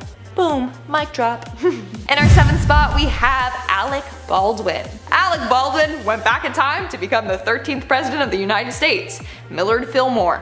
I guess he was like, hey, if Donald Trump can do it, so can I. Let me just borrow this time machine real quick and go back in time and run for presidency. Or something like that. Like, come on, the two look so eerily similar in every photo. We need to get Ancestry DNA to do some research. Maybe they're related somewhere along the line. Or Alec Baldwin learned how to time travel. Coming in at number 6, we have Queen Latifah. Take a look at African-American novelist Zora Neale Hurston. A lot of people have noticed that she looks like Queen Latifah's twin. Seriously, the resemblance is crazy, especially since they both like wearing wide-brimmed hats. Coincidence? I think not. Hurston is said to be one of the most important black writers in all of American literature. She wrote a number of powerful pieces, including her most famous work, Their Eyes Were Watching God. A lot of people are now saying that Latifah should play Hurston in a movie about her life. I mean, it seems fitting. Or maybe Queen Latifah is a time traveler and then she would just end up playing herself in that movie, technically. It's crazy. They look so much alike. In our 5th spot today, we have Nicolas Cage. There's a man from the 19th century that looks pretty similar to this Academy Award-winning actor and America's national treasure. The photo was taken in 1870 and features a Tennessee man dressed in a snazzy outfit. The photo was found in the back of an album of death portraits. But did the man really die? Or did he just leave that time period and come back to this time period? Think about it. What's even crazier though is that this photo is currently being listed on eBay for $1 million. I don't know who would buy that, but it could be real photographic evidence that Nick Cage is a time traveler. Moving on to number 4, we have Justin Timberlake. American singer-songwriter Justin Timberlake is another celebrity believed to be a time traveler. Take a look at this photo of a man from the past. That is his doppelganger. Sadly, we don't know much about this mystery man. One post said that he was a criminal from back in the day, whereas another post said that he was a minor. I'm not sure. Maybe he was a criminal and a minor. A minor that, you know, committed crimes. Who knows? Why would Justin go back in time to be a minor or to commit crimes? Doesn't really make sense. Maybe he was just trying to bring sexy back. See what I did there? I just can't stop this feeling that he's a time traveler. It's almost like he goes around and comes around. Sorry, I'll stop with the puns, but seriously, this one is pretty freaky. Coming in at number 3, we have Jack Black. This one is honestly the funniest one on this list. You know, Jack Black is talented when he has a successful acting career currently, and also way back in the day in Italy. So this old Italian poster literally looks like it has Jack Black on the cover. Like, excuse me? They have the same facial expression and everything. Does that mean that Jack Black went back in time so he could be a famous actor in Italy, or what? Maybe this was his way to do research for one of the films he was in, you know, to like really get into character. Who knows at this point? Jack Black is a time traveler, okay? Moving on to number 2, we have Anne Hathaway. Okay, this is another really freaking trippy one. So people have pointed out that actress Anne Hathaway's husband looks a lot like William Shakespeare. Okay, I see the resemblance, they're correct, but guess what? William Shakespeare's wife's name was literally Anne Hathaway. Like, mind blow. Coincidence? I think not. Time travelers confirmed. I mean, she could have at least used a different name to make it less suspicious. Like, come on now. I'm just kidding. But either they both reincarnated and found each other again, or they're time travelers. And in our number 1 spot today, we have Donald Trump. Okay, buckle your seatbelts. I'm not even kidding when I say that Donald Trump might be a time traveler. Just wait until you see this evidence. Basically, someone discovered 2 books on the Office of Congress Library website. The books are called Baron Trump's Marvelous Underground Journey and 1900, or The Last President. Both were written in the 1890s by Ingersoll Lockwood. Now, hold on one second. What's Donald Trump's son's name? Baron Trump, okay? But that's not the only spooky coincidence. The book Baron Trump is about a young boy who finds a secret portal and time travels. At one point in the book, he is guided by a man named Don, aka Donald, aka Donald Trump. And then in the book, The Last President, it's about an unlikely presidential candidate that won the election. Sound familiar? Even freakier, the book talks about the 5th Avenue Hotel. The address of the hotel in the book is the exact same address where Trump's tower currently stands. But wait, there's more. In this book, there's a character named Laugh Pence, who is the Secretary of Agriculture. Hello? The ex-vice president's name was Mike Pence. Come on guys, there's just too many similarities between the books and Donald Trump's life.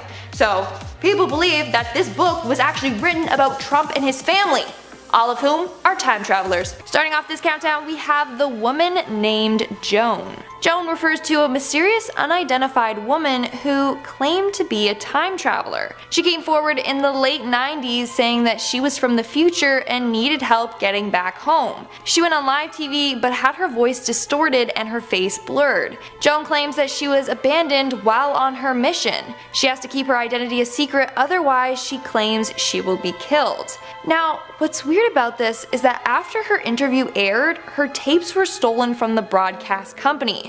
Once the tapes were stolen, Joan was never heard from again. It was believed that her identity was leaked because the unedited interview revealed who she was.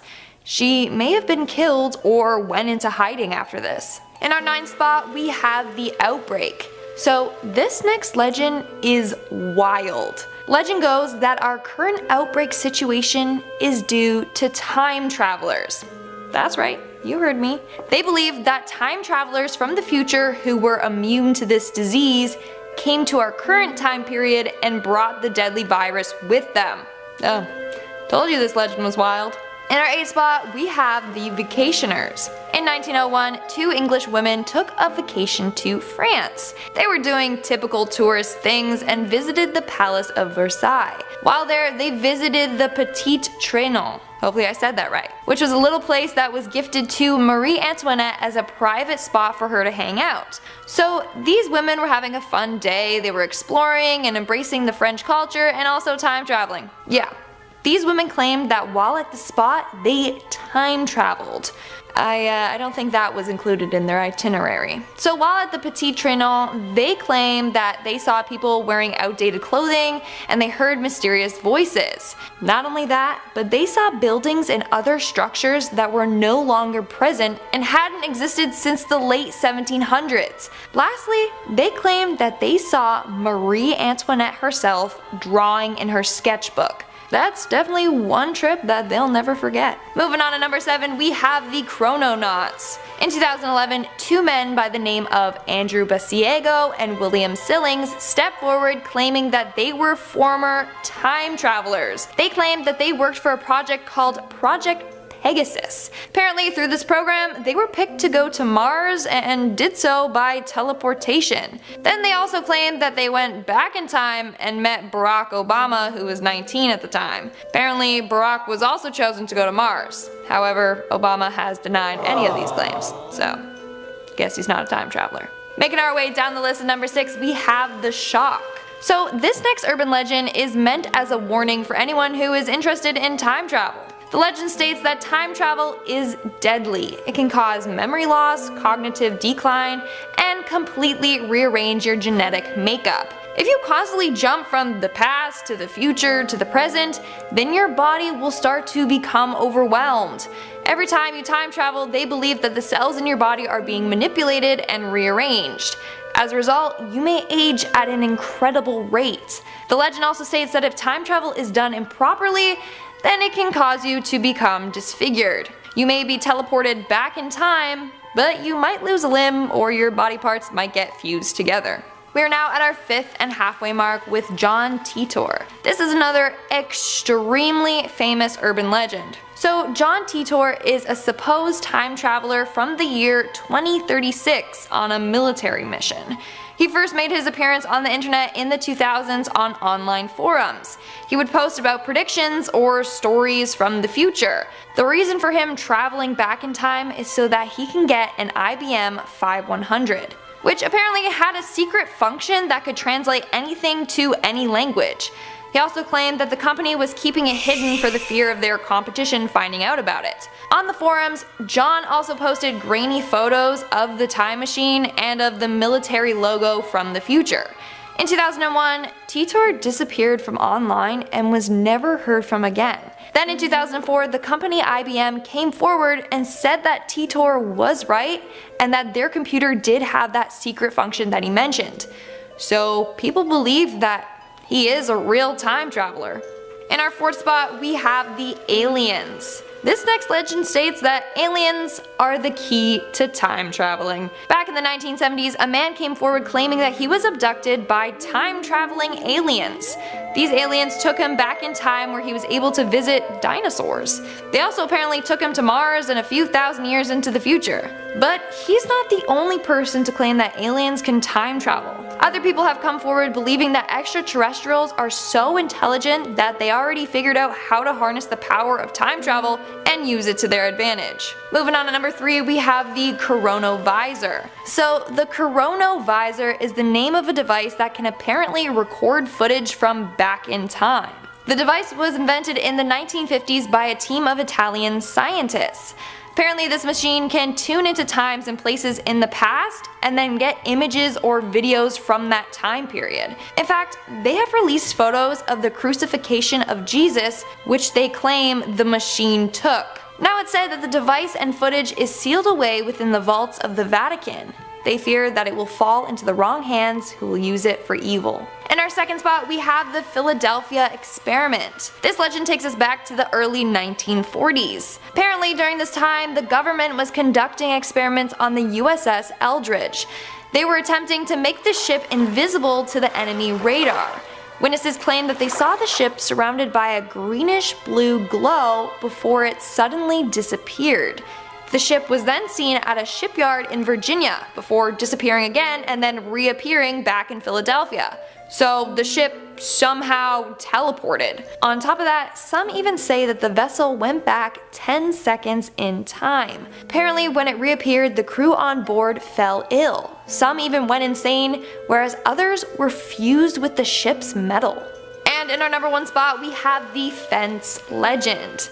This has to be the most popular time travel urban legend out there. So legend goes that in the midsummer of the 1950s, a 30-year-old man by the name of Rudolph Fentz appeared on the streets of New York City. He was dressed in fashion from the late 19th century and seemed very disoriented. Then out of nowhere, this man was hit and killed by a New York taxi. Upon investigating, his pockets contained a copper token for beer, a bill for the care of a horse, and a letter from 1876, among other unusual items. None of the objects showed signs of aging. Turns out that this man was a person who disappeared in 1876 at the age of 29. Some believe that this legend is actually true and that Rudolph Fentz was a real time traveler. Starting off this countdown, we have the Air Marshal. Back in 1935, Air Marshal Sir Victor Goddard just so happened to time travel by mistake. So legend starts with Victor flying over the decommissioned Royal Air Force Station in Scotland. He described the base as being completely abandoned, but on his return trip home, while flying over the same spot, he encountered a huge storm. When it cleared, he saw that the base was completely in use again. The once abandoned airfield was filled with planes and mechanics moving about. In fact, he claimed that some of the planes he didn't even recognize. But within seconds, the storm reappeared and he had to fight to keep control. He did manage to make it home safely, but wondered what the heck he saw. So it's believed that he got a peek into the future. In our 9th spot, we have Andrew Carlson. In 2002, Andrew Carlson, an investor, managed to turn his $800 worth of investments into $350 million, all by trading in high-risk stocks. But this seemed all too suspicious, and he was arrested for insider trading. During his interrogation, he told investigators that he was a time traveler from the year 2256. He offered to exchange information on the location of and the cure for HIV/AIDS in return for a lesser punishment, and if they allowed him to go back to his time machine. But he refused to tell them the location of this machine. Of course, without proof, investigators didn't fall for this nonsense. But what makes this case creepy is that a mystery person posted his bail, and then he left and was never seen again. In fact, records show that he never existed. So maybe he was telling the truth. Who knows? Coming in at number 8, we have the Iranian time machine. In April of 2013, an Iranian news agency posted a story claiming that a 27-year-old Iranian scientist had invented a time machine. They claimed that this machine allowed people to see into the future. Apparently, this device could fit into the size of a computer case and could predict details of the next 5 to 8 years of the life of its users. But legend goes that a couple days later, the story was removed. In its place was a story from a government official denying the existence of such device. Or so that's what they want you to think. Some believe that that was the government's attempt to cover up the existence of this device. So it could just be that the machine is really out there somewhere. But would you honestly want to know what the future holds for you? I wouldn't. Just let it be a surprise. In our 7th spot, we have Alien Barbie. There are some people out there that undergo extreme surgeries and body modifications, like Lizard Man and Leopard Man. But today, we will be talking about the human Barbie doll. Valeria Lukyanova is known for looking like a real-life Barbie. But in a 20-minute documentary on YouTube, she revealed that she's not human, and in fact, is a time-traveling alien. Yup, so legend goes that she came to Earth to save the world. What's she saving us from, you ask? Negative energy. Yep. And she has a goal to transform humans into human demigods. I mean, that's kind of cool. I want to be a demigod. But like, I don't know what to think about this one. Making our way down the list of number 6, we have Liverpool. According to this legend, over the years, Liverpool has had a lot of strange things happen on Bold Street. According to one woman, she was out shopping at a store and tried to buy a gift for her sister, but the workers refused her credit card. When she went home to complain to her mom, the mom said that that store hadn't been around for years. Later, when she returned to the same store, in its place she found a bank. But that's not all. Legend goes that a police officer was out and about when suddenly he traveled back in time to the 1960s. Suddenly he was surrounded by a bunch of stores he had never seen or heard of before, and the newspaper he found had the year 1960 printed on it. So somehow they both traveled back in time. We are now at our 5th and halfway mark with Donald Trump. Now, I did mention this in one of my past videos, but it deserves to be on this list. It has to be one of the creepiest time travel urban legends out there. So legend goes that Donald Trump and his son Barron Trump are both time travelers from the future. Legend goes that Trump traveled back in time to become the ruler of America. These theories arise after someone discovered 2 books on on the Office of Congress Library website. The books are called Baron Trump's Marvelous Underground Journey and 1900, or The Last President. Both were written in the 1890s by Ingersoll Lockwood. The book Baron Trump is about a young boy who finds a secret portal and time travels. Both books have eerie connections to Donald Trump and his family.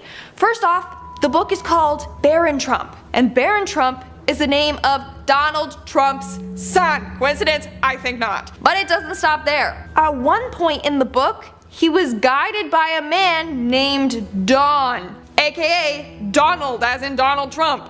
And then in the book The Last President, it's about an unlikely presidential candidate that won the election. Sound familiar? Even freakier, the book talks about the Fifth Avenue Hotel. The address of the hotel in the book is the exact address where Trump's tower currently stands. It gets creepier. In the book, there is a character named Laugh Pence, who is the Secretary of Agriculture. Come on, like, hello, the Vice President is Mike Pence.